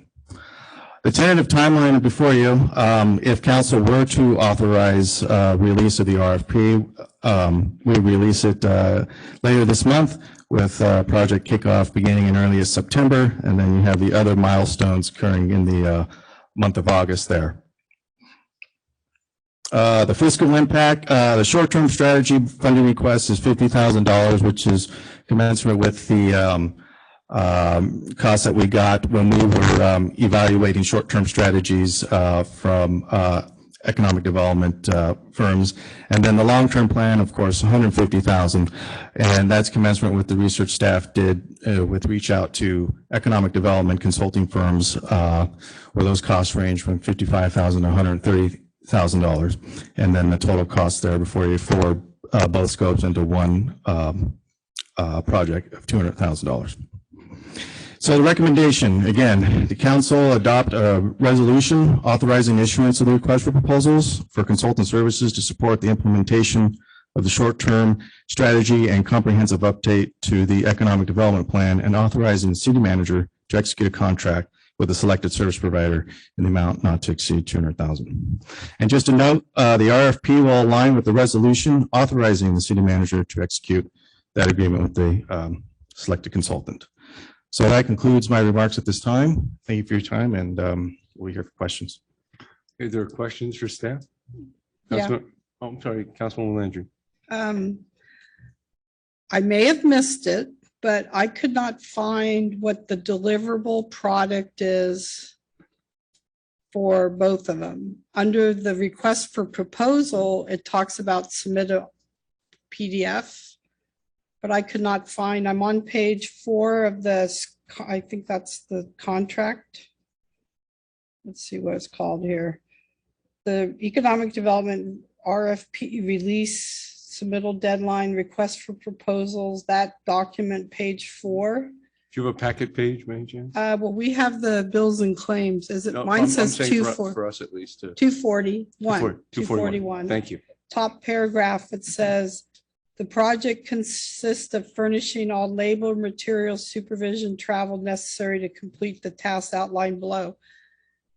Don't we want a camera-ready PDF ready for printing of both documents? I couldn't find that anywhere. Okay, and just to clarify, this is the format of the RFP that would be submitted?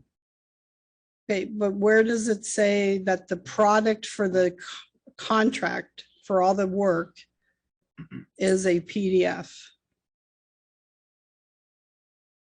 Okay, I'm trying to find an R packet that the numbering is a bit different. I could say, Councilwoman Landry, that I'm with you. I saw you and I talked about that. We'll review that, both the contract and the RFP, and make sure the deliverables match. before this goes out. Yeah, so it's not just the PDF for the RFP, it's what the whole product is of the main contract. Okay, and then the other comment or question, we had an issue on a previous project where a consultant issued documents that were drafts and sent them out as marketing material before we had approved it. So under ownership of documents, I think might be the right place of a non-disclosure of information prior to final approval. Do a quick nod to the attorney if he has anything to add, but we can add that into the RFP to make sure that's well disclosed. I'm just, because we had this issue before.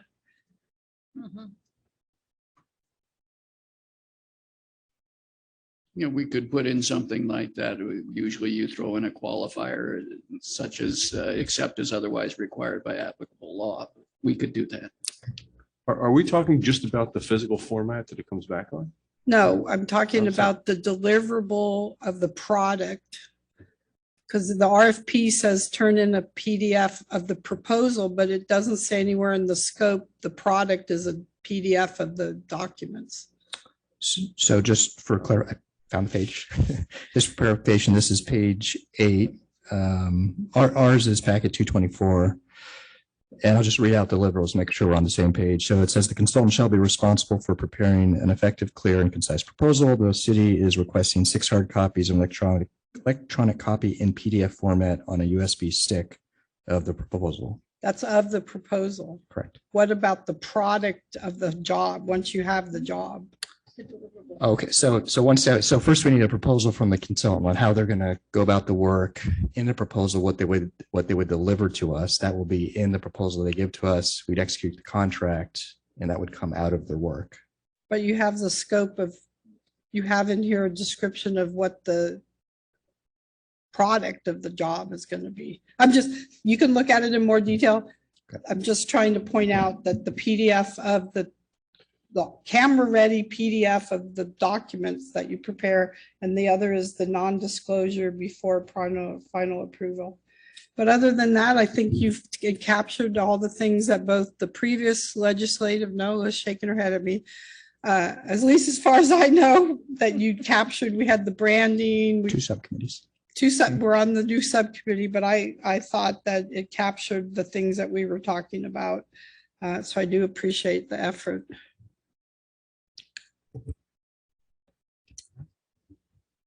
Councilmember Givens?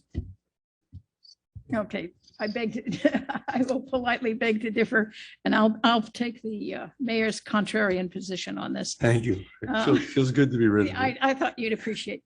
Okay, so thank you for all the hard work, and I do appreciate that. And except the fact that I was on the economic subcommittee 3 times at least, if not 4, and I was the chair of it last year. So my comments are based on that and lessons learned. So nothing more than that. So it's comments based on questions based on looking for in the best interests. So the review under your short-term strategy, it says review current conditions and so forth. Bullet number 1. Update and obtain formal sales tax leakage analysis and identity products and services needs not being met within the city. We already did that. The finance department did that last year for the economic subcommittee. So I'm not quite sure what you're looking for there because they did a superb job. It was videoed, excellent work, very informative. And it actually educated me to know that that's not what we want. We need big picture. So it was great, absolutely great information. I can respond if you want. And don't mean to cut you off. But my understanding, I was in that subcommittee meeting and I saw the presentation. Generally, I believe the presentation of that data and what's been presented has been in the aggregate for Campbell. I know the proposal here is to get much more granular based on sector and location to get deeper into the data to understand the sales tax leakage. Okay. I'll stand corrected on what that means, but reading this, it looks like duplicate information, and I'm not quite sure how much detail we need, but I do support Councilwoman Landry's previous questions to really understand, and my other questions will also clarify, what are we really getting out of this? And how is it really going to be useful? I'm concerned. So the leakage analysis talks about chain stores. Michael, our current program requires us to coordinate with businesses in the community. It requires us, and I think you have worked with commercial brokers. You've done all of that. I'm correct. You've done all of that. Yes, and to varying degrees, depending, but the brokerage community has been helpful. Yes, most definitely providing. One of the lessons learned Mhm. has been that Campbell doesn't have a lot of large brokerage firm engagement. I recall you're coming and making a presentation saying that the businesses go directly to the large brokerage firms. They don't come to the city, and that the city has a lot of small, I'm going to use the phrase, mom and pop businesses. Yes,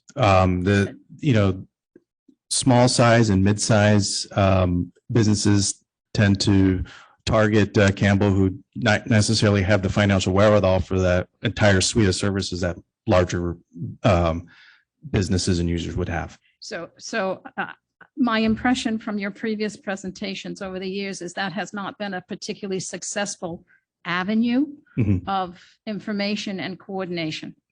Yes. Okay. I think it says item here, develop branding and update marketing materials and GIS maps. Again, what have we done in the past? What branding exists? What marketing material exists? What is it that we're really getting out of this that we have? Because it says here, there's something in here that talks about updating marketing material and branding needs, identify and develop the city's branding needs to attract targeted industries. I'm trying to understand what's different about this that we haven't already tried and been less than successful with. So I'll wait in. And I of course don't have the history, but I'll say this, based on, I've reviewed the economic development plan we have, and the past economic development plans, and actually reviewed the videos where that was presented to this council and received. While the economic development plans and strategies present a lot of operational approaches to how complete vacancies, and I'd say more of a shallow approach to branding, there really has not been a stakeholder-led, council-led visioning document that lays out the vision, the economic development vision of Campbell, which would then embed into a branding strategy and our land use strategies and our permitting strategies together. I as a couldn't unified agree with vision. you more. Couldn't agree with you more, but that's not what this says. Well, there's two parts to this, and this is what we discussed with the economic development subcommittee. There's a short-term strategy, just because I know there's been a lot of observations. Hey, we have vacancies, we need to do more. As Michael said, we've worked with brokers, tried to close those vacancies. I think having a consultant come in and help out a bit with sales tax, leakage analysis, and some of the other analysis to be more surgical in closing those gaps in the next 6 months. That's the short-term strategy. What comes out of that, and with the long-term strategy, is this broader vision of how to really create a brand, again, stakeholder-led, council-led, of where Campbell wants to go. And that would infuse into the vision and marketing materials in the long term. Okay, I'm still trying to ask questions. I am trying to ask questions. I appreciating what you're saying. I spoke in January at the meeting. And what I'm seeing here reinforces the fact I just don't see. Well, I've said that, so I'll try and ask another question. The short-term strategy, I don't see what you're looking for as a deliverable. I'm with Councilwoman Landry. I don't understand the deliverable that's being requested. under the comprehensive update of the city's economic plan.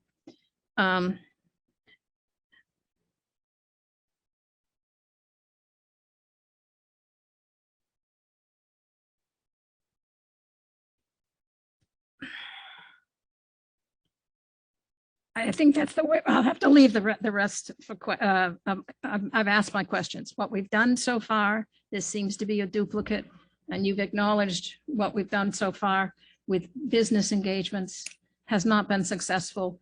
We tried to get the businesses to come together 3 years ago, and they just don't want to come anymore. They just feel it's a waste of their time. They don't see any reason to engage. We worked with major city businesses. So Michael, would you agree? We just had, the businesses just didn't get engaged? No, there was outreach to attract larger businesses, but there are things that it comes down to, rent,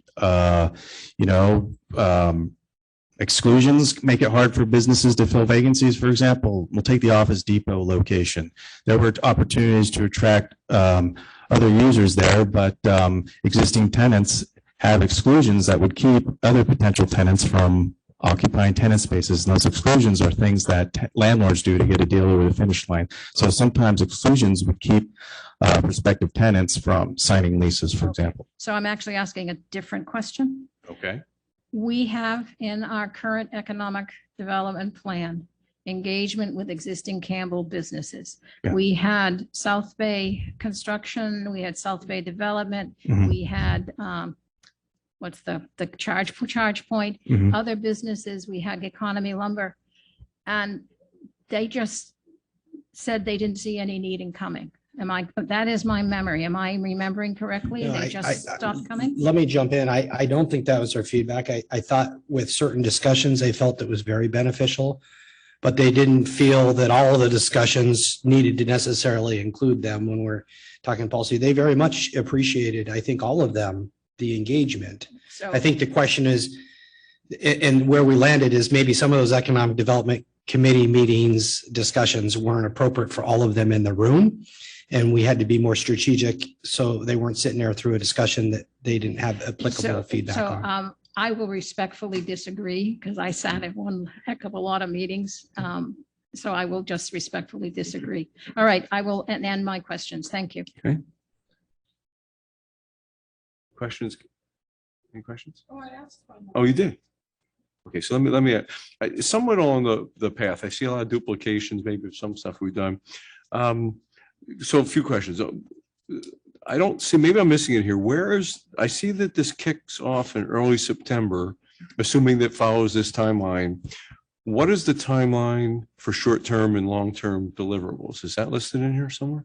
Did I miss it on the schedule? Yeah, we can put it on the screen again. The Mayor Weston. slide had the The slide, I don't know. slide, the 6 months. Well, no, there's the project kickoff early September. Right, go back one more there, 6 month So process. 6-month process for short term. Let me get back to my Zoom screen here in a second. Okay. And the long term?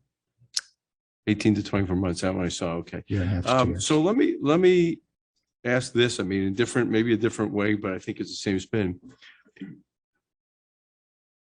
I agree with the idea of the filling in commercial vacancies and all those tasks. I get, I think we've done some, but so absent that the short-term strategy for the next, it's 6 months plus it's July, it's 10 months because it's got to kick off and then it's 6 months after that. So 10 months.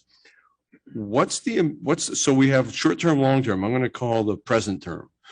What's the present term goal and the present term deliverable while we're waiting 10 months for help with vacancies? So I guess I'm asking, I'm not going to ask you, didn't we do some of this before? I'm going to ask you, what are we doing in the meantime differently? Yeah, I'll start by saying we're using the current strategies that we're using to fill vacancies, and a lot of it, and I'll have Michael jump in, is talking to brokers, identifying vacancies, trying to do matches again with known vacancies and brokers and potential businesses to come in. So that involves reaching out to property owners who I have contact information for, their brokers, and then I basically follow up with brokers and property owners. And And then I get one-off inquiries from like small businesses, but I'm mostly dealing with brokers and property owners, and I'm act more of a connector. And I research what vacancies are in the community, and how do I do that? I'll drive through the community, or I have to look at listings that are on publicly available commercial real estate listing sites.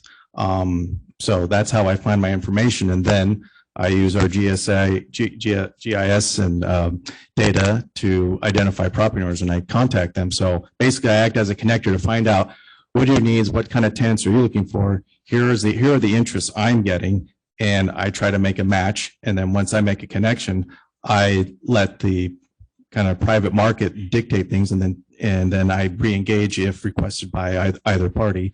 So that's the gist of what I do. Do we have any statistics on how well we've done with that, of specific vacancies that were filled, or the vacancy percentage at some point, and then the vacancy? I remember talking with Director Kermoyan a long time ago about that, of can we baseline vacancies and check progress? Well, how do we quantify it? Well, it's basically, I can only quantify it by what I see that's publicly available and what I see in the community. But, I can't exactly quantify because I don't have a whole picture of it, because I have, limited, and I have a limited, what do you want to say, resource to be able to capture everything. Because, I would have to contact brokers. I have to contact brokers that are listing every piece of commercial real estate. I'd have to drive and visit each location. I don't have like a single source where I can go to and grab that info. So I have to go out and do it piecemeal with every individual broker and go to every site to find that information. And it's very time consuming. Do we know, Ram, do we know the vacancy percentage and how it compares to similar cities? I mean, are we in better shape, worse shape than Los Gatos? And I probably don't want to compare. Saratoga has less commercial, but Los Gatos is probably very close. How do we compare? Great question. I don't know the answer to that. And I think as either the run up to the start of this process or with the consultant that comes on board, we establish those baselines. That's a place to start. Okay. Yeah, that'll leave out questions. No other questions. Let's open the public hearing. See if anybody wishes to speak on this item. And nobody online? Oh, yeah, I'm sorry. You were behind, Rob, so I apologize once again. Raja, come on up. I apologize. Come on up, please. Hey, Raja Pallela, 1216 West Hacienda Avenue. This is one more topic I wanted to talk about today. We are talking a lot about sales tax, but I, living in the District 5 area of Campbell, go outside of Campbell to do all my purchases. My Safeway is in Los Gatos. My Target is in San Jose. Right, my Costco is in Almaden Valley. There's not like that area actually is, I think, is a food desert or something like that. There is nothing there, and that covers 1/3 of the city, right? So, and then there is Dell Avenue, which looks like a rundown place, right? I mean, you can actually put a Costco there, and people will love to come there because there is no Costco all the way from Mountain View till Almaden Valley along that 85. I think. And the other thing is, we have to look at how much a household will be able to spend, right? You have to bring in that kind of a families into Campbell. The only way that change will happen is if schools are good, right? I know you folks say schools are not in your purview, but there is always a certain sphere of influence that you can put. School districts become better. The people coming in, like just look at the Cambrian school, which is like right on our side, right? The kind of people moving there, how much their spending capacity is per household kind of things. I'm not trying to play someone down here or something, but these are factors that will show how much a person is spending in your city. Only if the schools are good, you get certain spending going on. So these are all factors, just not looking at empty buildings. Okay, how do we fill this building? You cannot fill a building unless you have people unless, the businesses see that people have this spending capacity, right? Businesses come in when they see spending capacities. And how do I think the focus should be on how do we make sure that we have households with bigger spending capacity is what it is. Thank you. Okay, thank you very much. Anybody else looking to speak? Okay. Is he online? I'm sorry. Yes, Mr. Ken Johnson has just raised his hand for this item. Ah, okay. Ken, can you hear me? Can you hear me okay? Yeah, speak a little louder if you could. Okay, sure. Well, thank you very much. Ken There you go. Johnson, Executive Director of the Campbell Chamber of Commerce. Mr. Mayor, members of the City Council, good evening. I just want to express our appreciation for the involvement we've been able to have so far with Economic Development Committee. And just want you to know that we stand ready to assist however we can going forward as a partner with you in the economic development of the city. Thank you very much, Ken. Did you have a question? No, just. Oh, okay. I don't see anybody else online. Anybody else? Okay, so we'll bring it back to council now for discussion. Now, Councilmember Lopez. Great. I just want to share a little bit from the Economic Development Subcommittee, and please, I hope Councilwoman Landry, please feel free to jump in if there's more to add. And Rob, please feel free to correct me if I get anything wrong. I just want to try to add a little more color to the report. But I'll be supported. Some good questions raised, and I appreciate the comments very much from the public. I'll be supporting the motion. I'm excited. I think this is necessary, but will be an important process. And just to correct me if I'm wrong, but so the short term, the sales tax leakage was something that was approved by council and previously discussed. The motion tonight, and I apologize if I'm going over anything twice unnecessarily. The motion was because after discussion, we thought it was more strategic. There could be cost savings associated with combining the two, hence bring this back. And also we didn't want to, there's some discussion of whether that would risk conflicting someone out that we may not have wanted to conflict out for strategic reasons. So hence bring it back. And I tried as a member of the subcommittee to really take into account the feedback that came up in previous discussions from the previous subcommittee. Hence the really homing in on the more long-term vision that I think is important, and things that we're missing, things that we're not doing. And so particular topic of discussion was the outreach process and what that would look like. And I appreciate staff really going back and taking our feedback into account. That was probably the bulk of our discussion. I think it's gonna, from my understanding, look different than what we've done in the past. I think it's gonna be important, more forward-looking and visionary, and have a lot of uses that we can pull out. So I absolutely hear the feedback on some of the data that we need to be gathering. I really think this would be a good step in the right direction.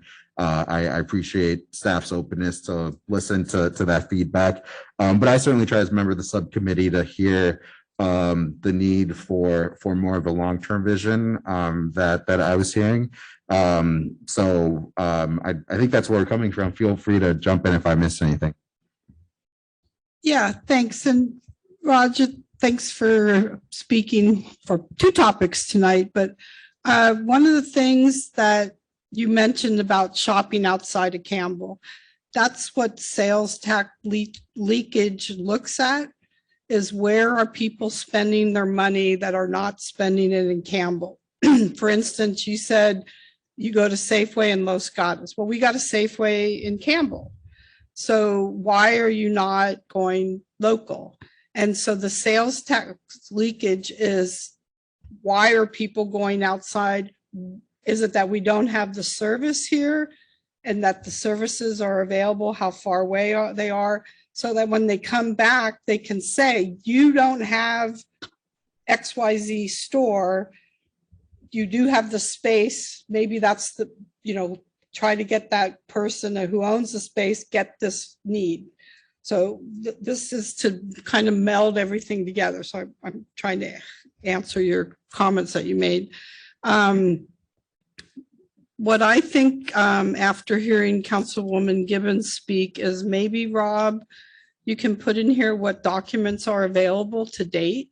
Because we had that sales tax wonderful when Liz and I were on the committee together. You had a wonderful presentation. They had all kinds of data and numbers.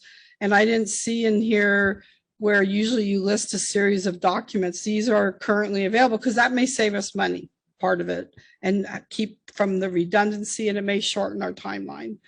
But so far, other than that, I think from what we've talked about, being on both years of the committee, I think we're moving in the positive forward direction. And like Mike said, you know, it's one person. I'm trying to do what I can. So by having this comprehensive plan, I think is going to help vet out if we need more help, what do we need? The branding has been very important to me. I like to say Campbell's the darling of Silicon Valley. Well, maybe that's a moniker. Apparently Bill told me the water tower was not copyrighted or whatever, trademarked. So people can take a picture of the water tower. Well, do we have something else that's our image that is trademarked or copyrighted and that kind of stuff? So I do see this moving in a forward positive direction, and I'm definitely supporting what we're doing. Comments, Councilmember Gibbons? Thank you. So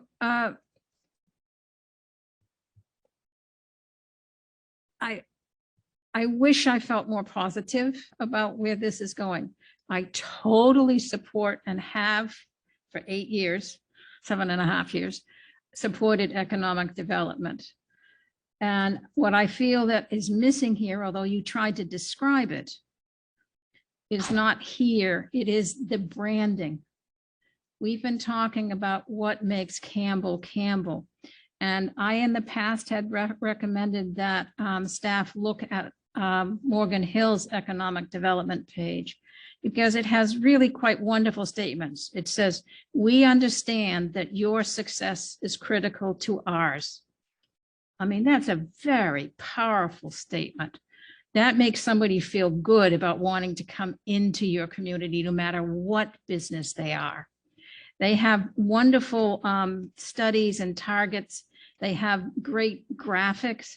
They talk about innovation, healthcare, hospitality, retail. They really communicate the value of being in their community. That's what branding is about. And the economic development plan put here, it's best I can read it, is kind of going around in circles and rehashing what we've been doing over and over again. And we need to break out of that circle. We need to look at the big picture. And it's more than vacancies. Economic development is more than vacancies. It's more than leakage.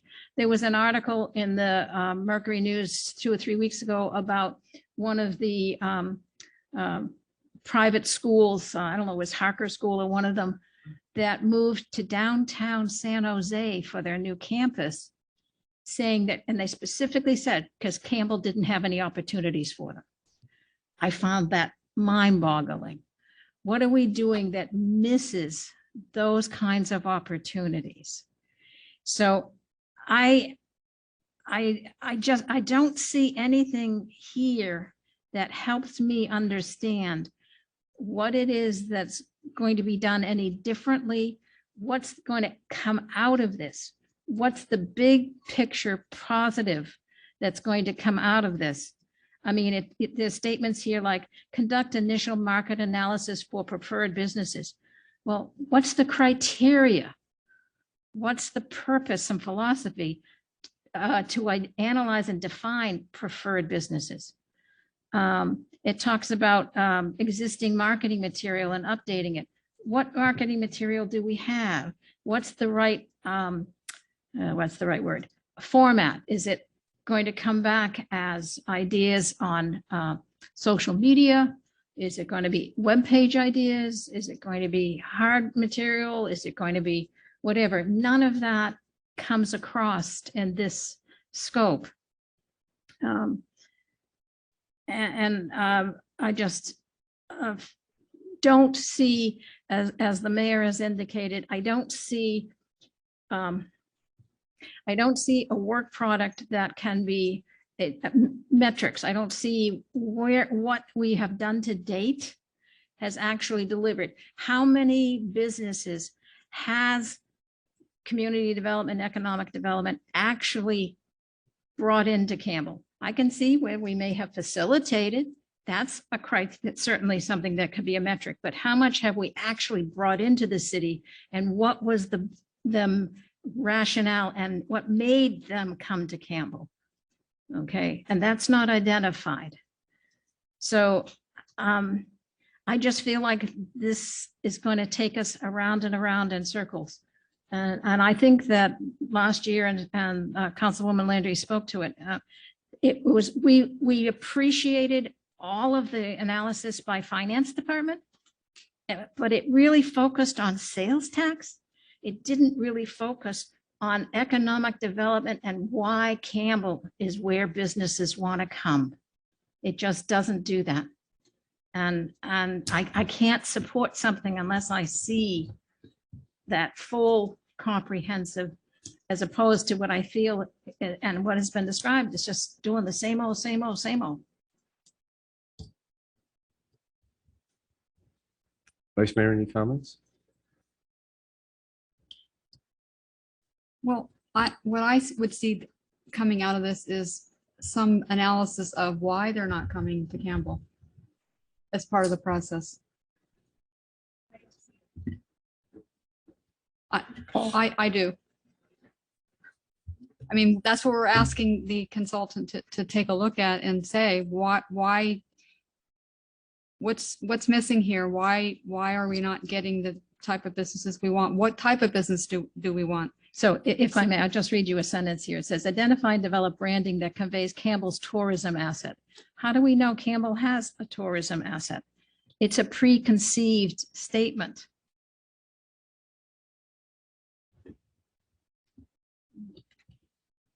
Can I? Councilwoman Landry. Thank you. That goes to my what is the product of this?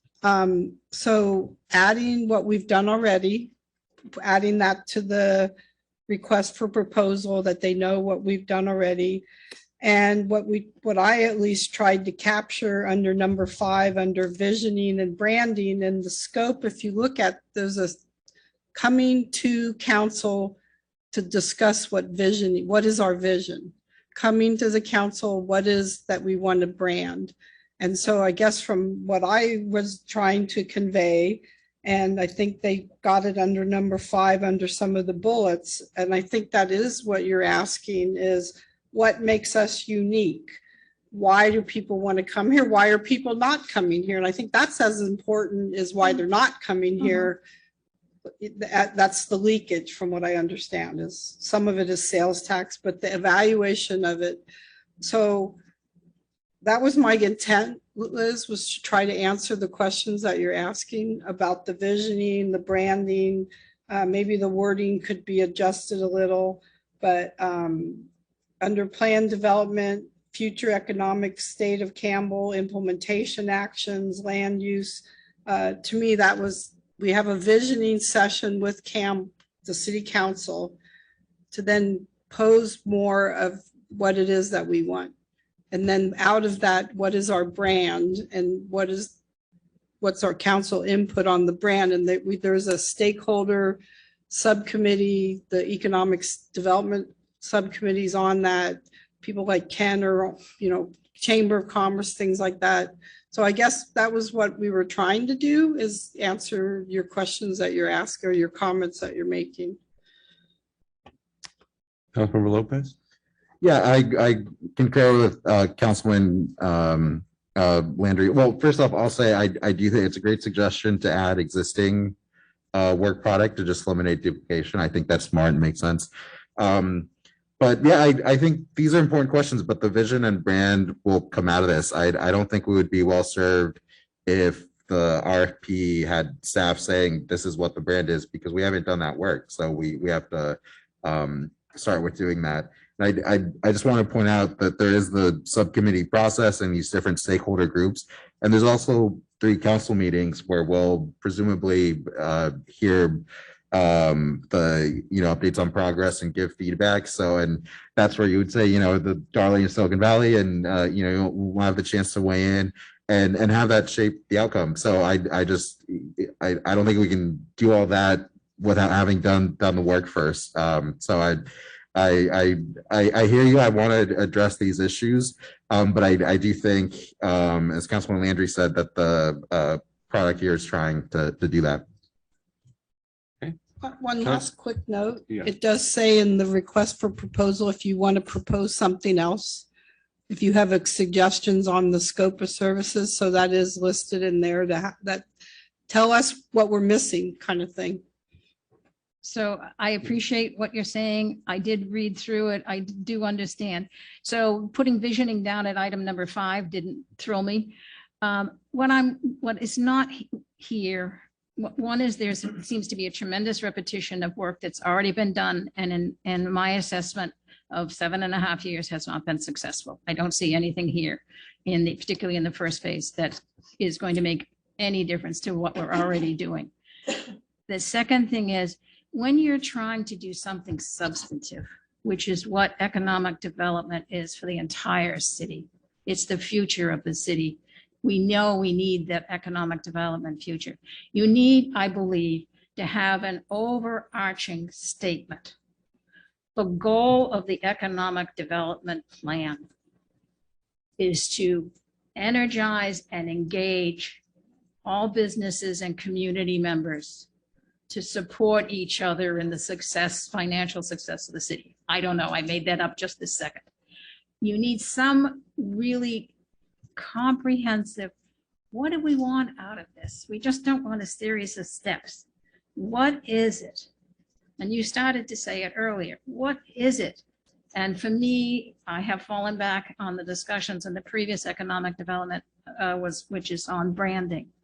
Because branding, as I said earlier, is an expression of the value of the community.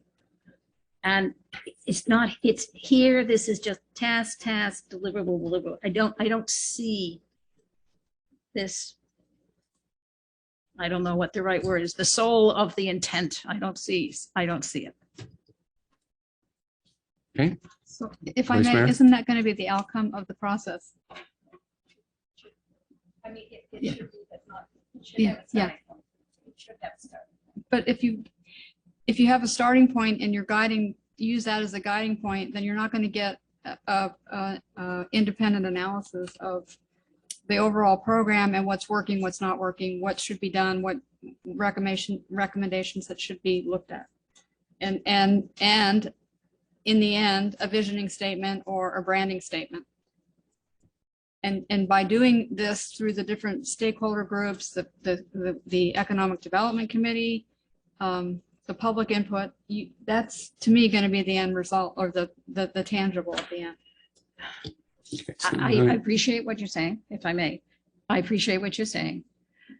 For me, because this seems to be very disjointed and with no, there's no glue here. There's nothing that I can find. It's just discrete pieces. And I'm looking for, why are we doing this? And I don't see that. Let me comment, a couple comments. I don't see that problem. I actually am more comfortable with the long term than the short term. The long term, when I see the visioning and branding, that's stuff we don't know. Where else, what should we be doing that we're not doing now? What makes us unique? That's the kind of thing we do need to know. And then the plan development, kind of looking forward and what kind of changes.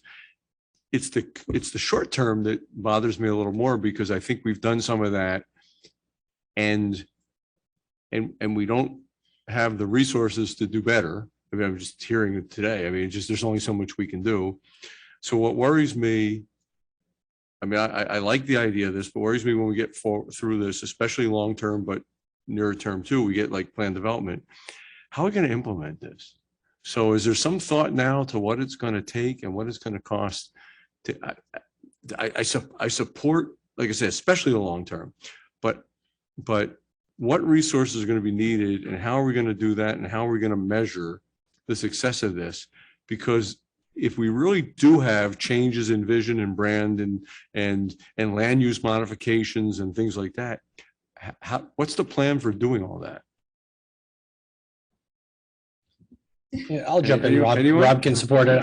I could say the idea of this plan is going to provide us some opportunity to understand what are the important metrics to measure. It's going to help us understand the scope of the work that we need to do and help us inform us of the right staffing model to do that work. And we don't have that now. We keep, as you said, we keep redoing the way we've always done it. I have to say too, with the short-term plan, it's not just about what we've done in the past, but it's about the data and how we've used that data. And I have to say that using a new consultant for sales tax, we are getting much more robust analysis than we've ever had before. And it's opened our eyes to some things that may have not been open before, even though we've traditionally been trying to fill vacancies and reaching out to brokers. I think we have more data now and more ability to hone in on using GIS than we ever have before to try to hone in on those vacancies. But in the long run, hopefully this plan, as you mentioned, the long-term plan is going to give us the strategies and the tools that we need and help us inform us on the appropriate staffing model. But is the plan at that point that the metrics will exist that we can verify that the return is paying for the investment? I think we will, because that's what we have the benchmark now. We know that benchmark. We have that data now. We know where our vacancies are. We'll have that benchmark, and then we'll be able to develop metrics. And I think the importance to me of this whole thing is well beyond just vacancies, right? When I needed an office, okay, signs all over it. I drive around and look for an office. I just get the phone and start calling people. And all of a sudden, usually they have other properties, and you know what? You find that was the easiest way to find it. You know what you want. So that's kind of legwork on that. I like the part here that says let's go beyond that. Let's consider a different use for that land because we, you know, as much as I would love a Costco, I love it, right? I love it. And I'd love there to be one maybe at the fry spot, probably getting Costco, but it's not that easy. Sadly, it's not that easy. I'm looking at Raja because you raised a good point. It's not that easy because there's a lot of opposition to doing exactly that. But so I like that idea of what else could be in there that makes sense for us, because you know, you're lucky that you get an Ace Hardware to go in an Office Max or whatever, but it was empty for years. There just aren't that many of those to go around. So I like the idea long-term of going beyond that and saying, let's reinvent it based on the value of our resources in a sense, right? What's different here than somewhere else that people will come here and do? It's the short term that I look at and say, I'm not sure what we're getting. And I understand it's part of the process. I'm not sure what's going to be different on that one. But I think there's some element. I'm sorry. I think there is some element of looking at new businesses in the short term. You know, obviously it's going to be a more long term of the, but certainly looking that is not something we've done before. No, I agree with that, and I agree. You know, we lost an Ace Hardware, and Ace Hardware is coming back. Yeah, great to have an Ace Hardware now. Maybe this will answer why did we lose it, and then why did it take 3-4 years or maybe more to get it? And what else could have gone in there? And, you know, so that kind of thing I like. I guess I'm a little worried about how especially short term, how we're going to implement anything. We may get real good info, then do we have the resources? Well, and it's also, like I said, using the new vendors we're using, it's hearing trends of what other agencies are doing, what they're seeing statewide, what are the big sales tech generators maybe we haven't thought about that don't take major branding, but things like, you know, maybe not politically acceptable, but like a Costco may not be, but also fulfillment centers and some other things we haven't thought about before, things that are popular in our region and we could target and market with very small effort. Okay, and will this also then look at in the analysis we've talked here, you know, should we have short-term rentals and should we have, you know, TOT or Airbnb? I mean, is any of this stuff going to be part of this, or? I mean, those are separate topics in a way, but as far as their analysis of where cities are getting their dollars, that's not directly involved with vacancies. That's involved in analysis of sales tax. I don't think we were directly thinking of. I'm just wondering, but there is some corollary. There's some relationship. I'm just saying corollary as that's a revenue generator. Yeah. it might require its own study, but it requires us to know that there's some value to doing that study.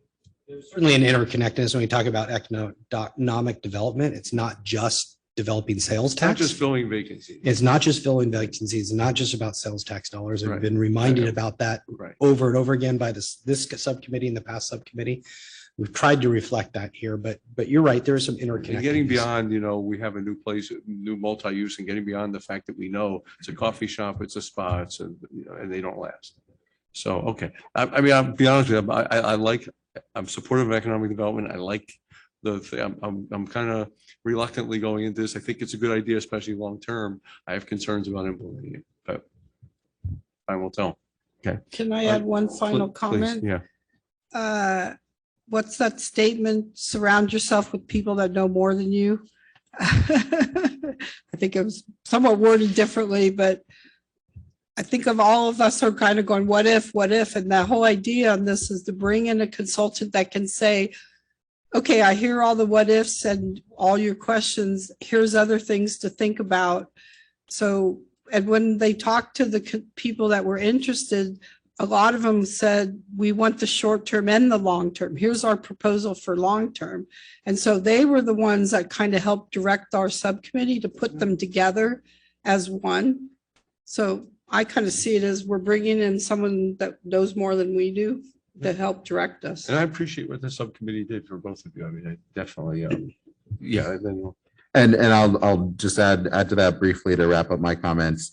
Absolutely agree. And at the same time, what I see us doing as a city and as a staff as a whole is moving in a more strategic direction and getting more holistic. And so, yes, it's bringing the experts, but it's also our staff is going to hopefully have ownership of this and be able to make the most of the information that we get back. So I couldn't agree more with, getting the data is one thing, implementation is another. But I think this could have a whole host of benefits that go, certainly economic development in a broad sense, but also maybe, it ends up changing city branding and our website and it spins off into things that the city clerk did, all these other things. And my final comment would just be to encourage staff to really continue to take ownership of this process as I think you've been doing. And just keep sight of the big picture and the different possibilities it opens up. final comment, if you haven't, then Yeah, we'll I just get would a motion. offer that the earlier questions that this process is going to take 6 to 10 months and the second phase is taking 18 to 24 months. You're talking 3 years. You're talking 3 years to get an economic development plan. Is there a motion?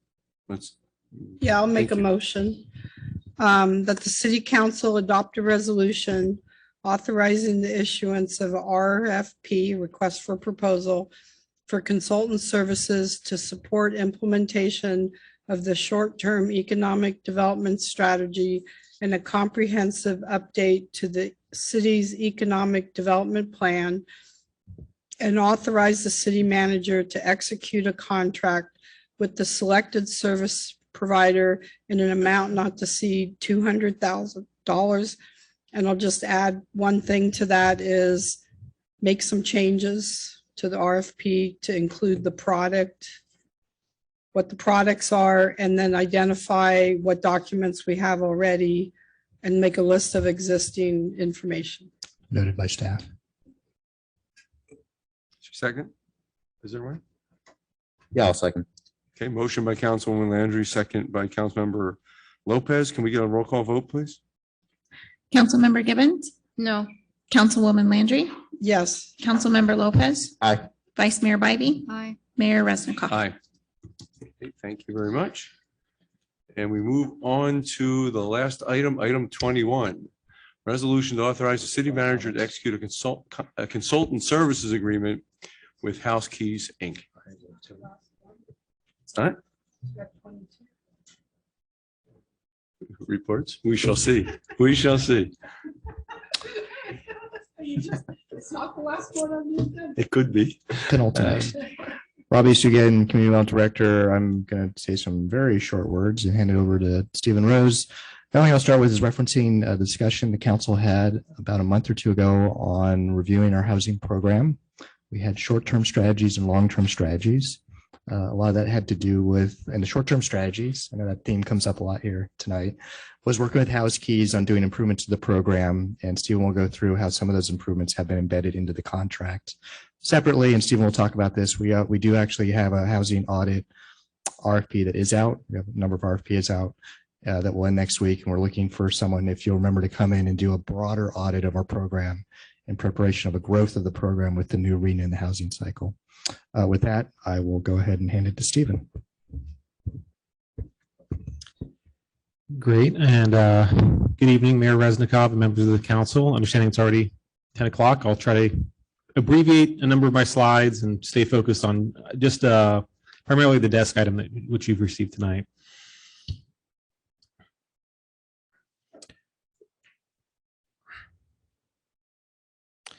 So the purpose of tonight's, oh, I'm not sharing. Give me 1 second.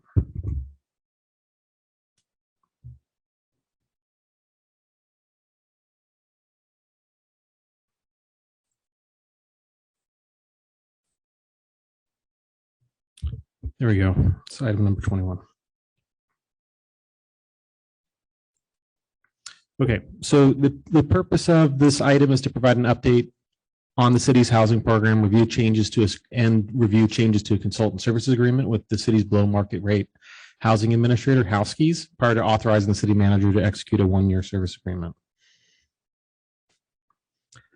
So as an update on the homeowner program, there are currently 84 units spread across 17 developments. Of these units, 80 are certified, 4 are not certified, having either active or pending legal cases.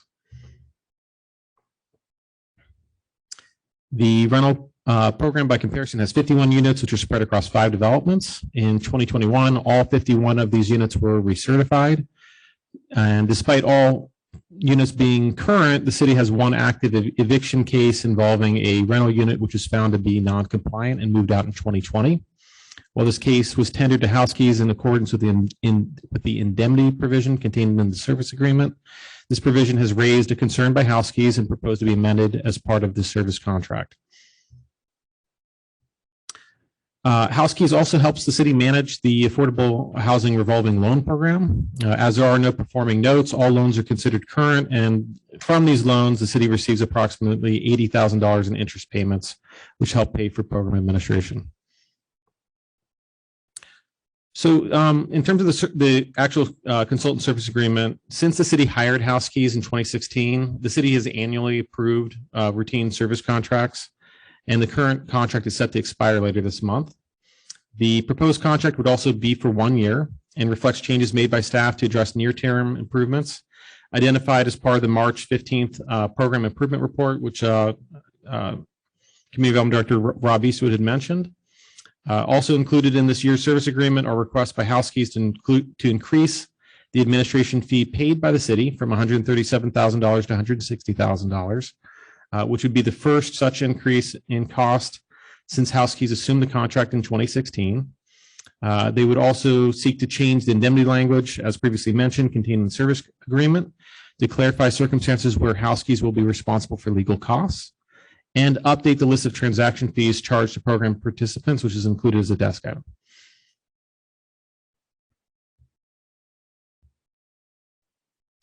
So as indicated, I'm going to spend a little bit more time on this, understanding it came to the council rather late as a desk item. And as included in that desk item, we've provided both a clean and red line version of the proposed changes to the updated fee schedule. So in review of this, we looked at it, and staff were supportive of the proposed changes, recognizing first and foremost, they result in no direct impact to the service costs of the city. They serve to standardize fees charged by House Keys to other communities which they serve, and clarify fees which are already being charged or not being charged to program participants. Of the fees being charged, the most significant includes a rental unit processing fee and rental annual compliance process fee, which would only apply to new rental housing projects that opt to use House Keys services to underwrite their file for program eligibility.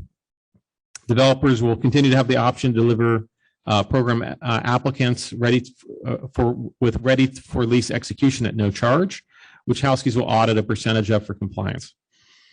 The updated fees also include charges for real estate agents at a cost of $35 per class and require loan officers to pay a $350 per year registration fee. As additional changes, the updated fee schedule separates out refinancing agreements and document processing from loan processing, resulting in an actual cost savings to program participants, reducing the cost from $1,250 per transaction to $500 per transaction.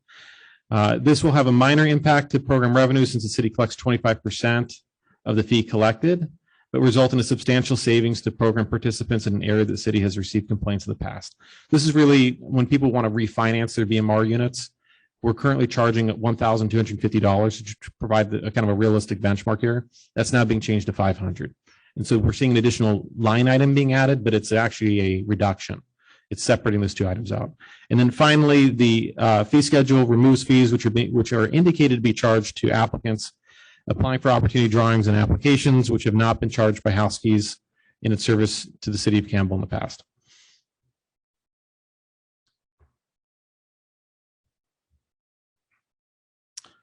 Okay, coming to the end of the presentation here. So with the approval of this particular service contract, the city will have entered into its 6-year partnership with Housekeys. Understanding this, the city council authorized hiring an outside housing program expert to audit the housing program and make recommendations for its sustainable growth, including standing up a fiscally resilient business model. So having released an RFP last month, we are anticipating hiring a consultant early this summer and have results from that audit by the end of this year, which may be used to inform not only the consideration of Housekeys contract for the next year, but also help guide long-term improvements to the program. And with that said, and in conclusion, staff is recommending the city council authorize the city manager to execute a 1-year service agreement with Housekeys and making reference to the updated fee schedule included as a desk item as noted in the amended motion indicated here on the screen. With that concludes staff's presentation. Thank you. Appreciate it. And we'll go to questions. Stephen, quick thing on your last slide right before this one, was that the correct, it said year end 2023 or 22? That would be a type. It would be year end this year. It's 22, correct? Right? Calendar year 22. 22, correct. Okay, that's what I thought. Okay. Questions of staff? Just a couple of quick ones.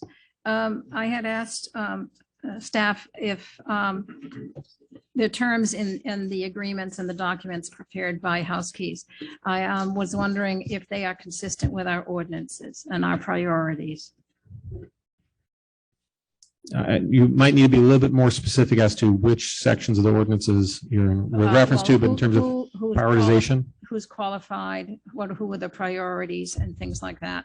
The reason I ask is because we have been discussing this for the last year or two, is what in our ordinances should possibly be changed. And I understand we're going through the audit, but I was looking to see any recommendations from Housekeys on what would be what our ordinance should change. So I realize we're talking about the contract, but you're talking about modifications to the contract. And I was looking for their input based on their last presentation. What is it that we could do to be better in our program in the next year? And so I was asking, is their recommendation and format consistent with our ordinances? Are they making any recommendations? I mean, we've talked about things like who would be eligible for the housing units. And the reason that came to my questioning is they are now advertising on the internet and on Facebook and stuff as a mass. They're not targeting Campbell, they're targeting anyone and everyone. So I'm just trying to understand how Campbell benefits and how we fit into the fact that they've changed their style. So a lot of great questions and points made there. I'll tackle them in turn. So first and foremost, as part of tonight's item, Housekeys is not proposing any changes or as part of the service contract or even as the additional scope of services or modified scope of services that we're making refinements or changes or any proposals to the ranking criteria, which are used in opportunity drawings. I can offer that House Keys does follow the city's opportunity drawing criteria. For all new opportunity drawings, we're going through order of preference, city employee, live in the city, work in the city, et cetera. However, included in this scope of services, we indicated a desire to update the city's BMR application and ownership and rental guides, which could, if it does involve a recommendation by House Keys as part of that update, involve a change to the way that we're managing our ranking criteria, that we would maybe possibly at that point in time need to bring forward an amendment to the ordinance as well. So that's a possibility. It's pretty far out there right now. We're probably also through this professional housing audit going to raise that as a possibility or as a question. Also as part of the housing program, which we're working on updating right now, we have some policy language that talk about trying to find areas that we can maybe make things a little bit more equitable. And that was one of the touch points. So that's very helpful. Thank you. The other reason I'm trying to ask is because when I looked through, I wasn't clear that it was, the documents now appear to be written for all of House Keys clients and applications, not Campbell specific. So that's why I was asking the question to make sure that it's consistent with what Campbell does. But also their new format does not reinforce applicants from Campbell in Campbell. They've been advertising. There was the 4-bedroom in Madison that they ended up advertising in Milpitas and Fremont and things. So I was looking for, what is it that this agreement is doing to reinforce Campbell residents getting the properties? Yeah, I would broadly offer, House Keys has several obligations under the services agreement. One is to maintain a large applicant pool, a minimum ratio of 5 to 1. And in order to do that, they do broadly advertise units, but again, through the lottery process, you get ranked up. So if you're a local Campbell resident, you're automatically going to possibly displace or rank above somebody who's coming from outside. So if we have any local Campbell interested residents, they'll generally receive a unit almost always over an outside. Okay, I appreciate those answers because it's changed a lot and seeing it advertised on a broader basis. So thank you. Let's see other questions. I'll open up public hearing. Joyce, were you here did you want to speak or you're here just to answer questions if we have some? You've waited patiently, so I want to give you a shot to talk if you want. If not, you're welcome to. If you'd like to speak, we're in public session. Sure, just might as well get the full experience if we're all here together. You waited 3 hours. You may as well, you get a few minutes. Yeah, definitely. So it's great to be here. I think it's great to serve the city for 6 years. We've been grateful for it. I think the broadening of it is more about getting the word out. There's also a concern about least likely to apply. A lot of the inclusionary housing programs nowadays, there's a lot of federal law that's really concerned about communities marketing to the least likely to apply, which are people that don't live in your community. So by broadening the advertising, we're kind of protecting the city against that. A lot of other communities in Santa Clara County are being hit hard with that because their demographics might speak to something different. So it does help to still maintain the preference, but still make sure that the audience is broad. Okay. Okay, thank you. We may have some questions for you soon. Perfect. I'll be here. Anybody else wishing to speak here? Do we have anybody?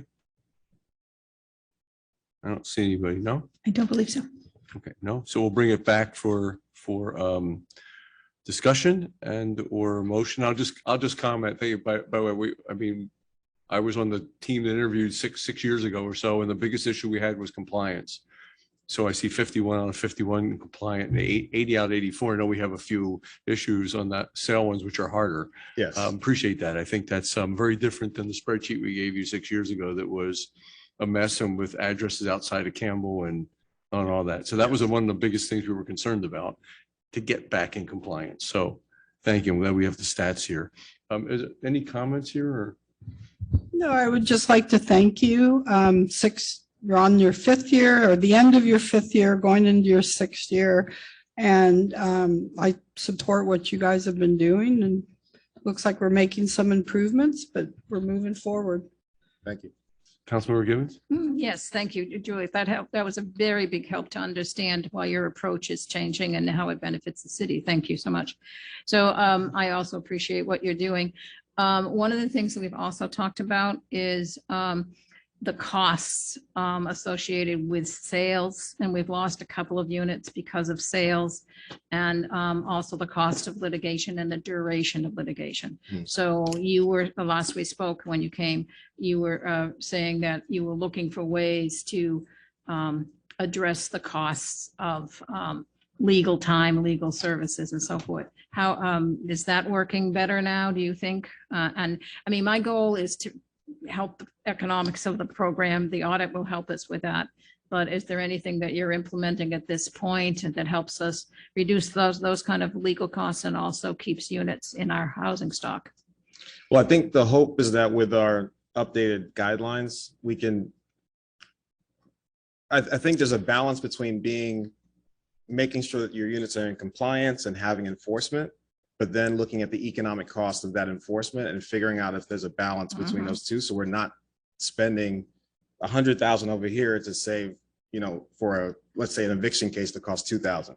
So those are the kinds of things that we're going to be looking at in terms of the updated guidelines. Because the thing, what we got approved in 2018 were the first enforcement guidelines ever.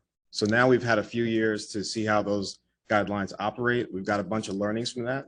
So the next round of updated guidelines that we'll bring back to council should now reflect whether or not in a rental program, as an example, we want to go right for eviction, right? Given the ramifications that we're dealing with now. So those are examples that we'll have in this updated. Oh, excellent. Okay, because that was exactly one of the points that was left outstanding. And the last question is, we've been discussing the housing element. One of the questions came before us is rent control and all of that. And then I've been reading a series of articles that I've sent to staff. I did not know that of BMR units can have rent increases of any amount. There's no control. Have you experienced challenges of 25, 45% rent increases to our BMR units? And what are the implications if you have? Yeah, I think that's going to be one of the things we need to talk about in this guideline update is that, there's a unique mix of renting agreements that are out there. So some of the owners that own rental property, they started out as ownership units and they have temporary rents that have been temporary for 6-7 years now. Yeah, right. So there's kind of like a caveat to that, but with median incomes having gone up so much in the last 6 years, almost 50, 67, 70%, that's what's really impacting your rental increases. So that when we change the guidelines, we also need to look at how we change the agreements. Okay. So that they're not just driven by median income increases. Okay. That would be extremely helpful because we're talking about state legislation and what that provides versus what our agreements provide. So that would be great. Thank you so much. No problem. Okay. Councilmember Lopez. Yeah, Julius, thank you for being here and the clarifications. I also just wanted to mention I received a comment recently, not specific to this item, but it was timely. Just appreciative that the program's gotten easier to work with. There have been improvements over the past couple of years. So I very much appreciate that ongoing work. So kudos to you for that. I'll look forward also to that discussion about the rent increases. I think that's very important. And I look forward to the results of the audit and continuing those discussions. And I also just want to say I appreciate that the fee schedule without increased cost to the city will result in some cost savings to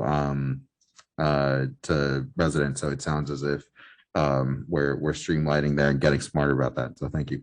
Thank you.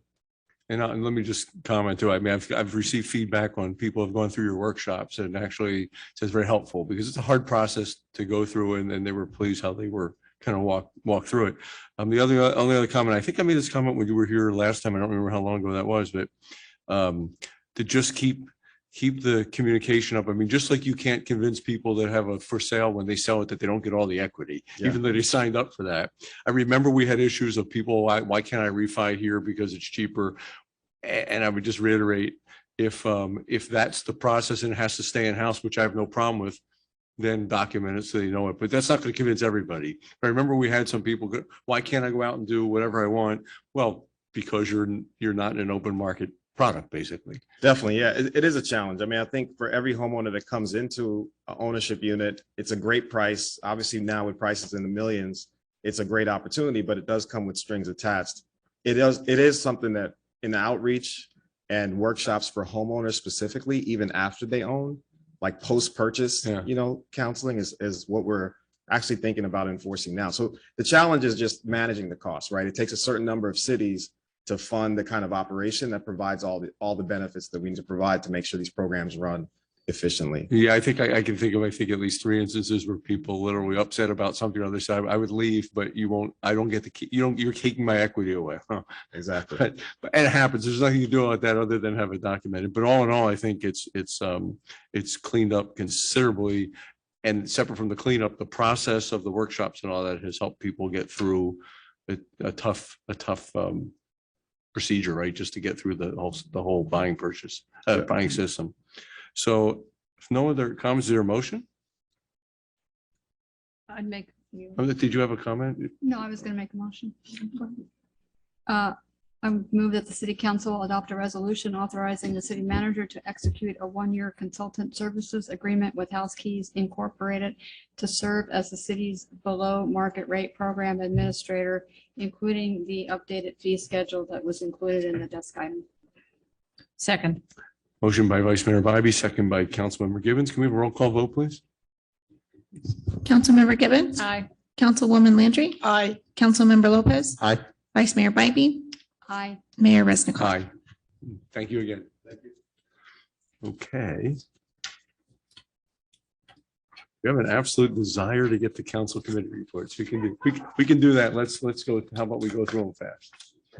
Councilwoman Landry, since you were so concerned about it. Well, you said there was no other items. I just, for clarification, okay? You were right, I was wrong. Write that down on the calendar. That's it. First time. I won't go into too much detail. I attended the Memorial Day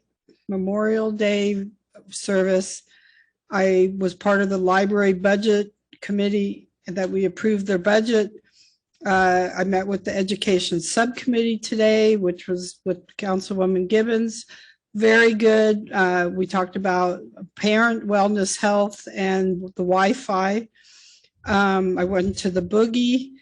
And the one thing I do want to go a little more detail is the Valley Water District's restrictions that they now have on the watering because of our drought. And there are penalties. They are basically going to have the water police out. I don't know about that water police out there, but neighbors can complain and submit a request. Then the water police show up. And the first time they educate you and give you a letter, and then after that, they fine you.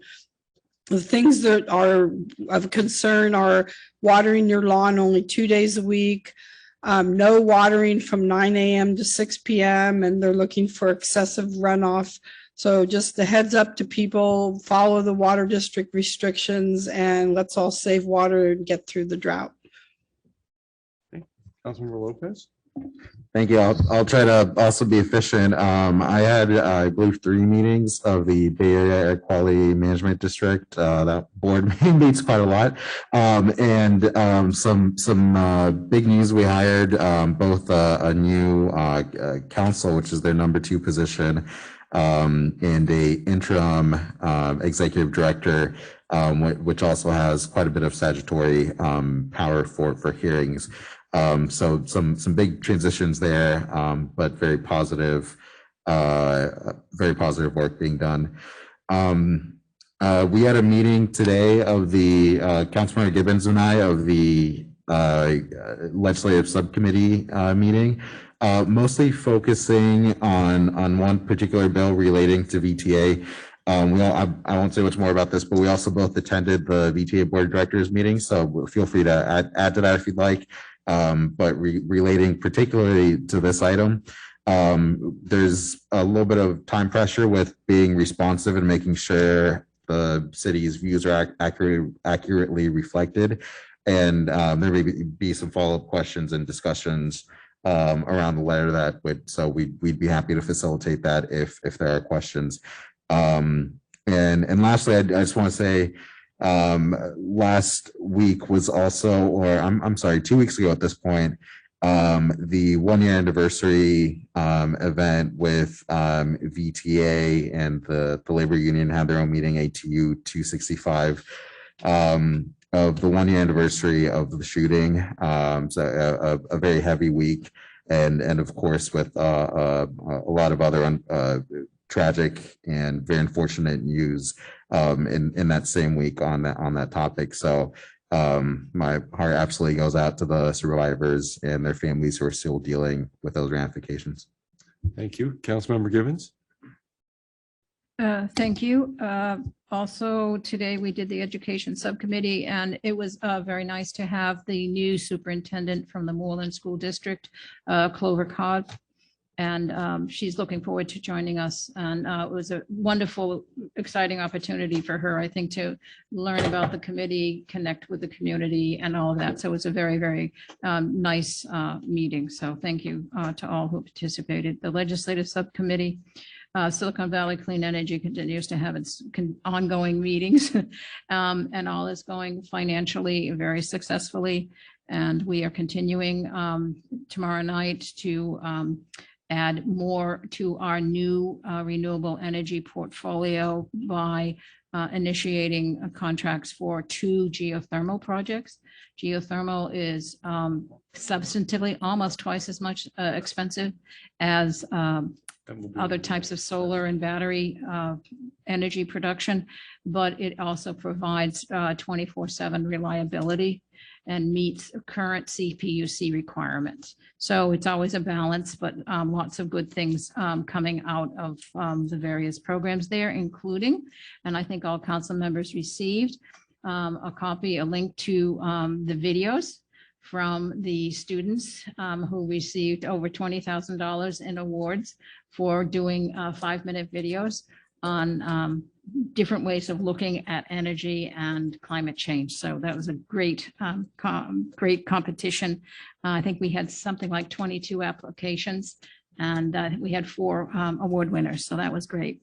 We also met with the ministerial group this week, and they are working hard on mental health issues as well. The legislative subcommittee, you knew, Silicon Valley Clean Energy, I talked about.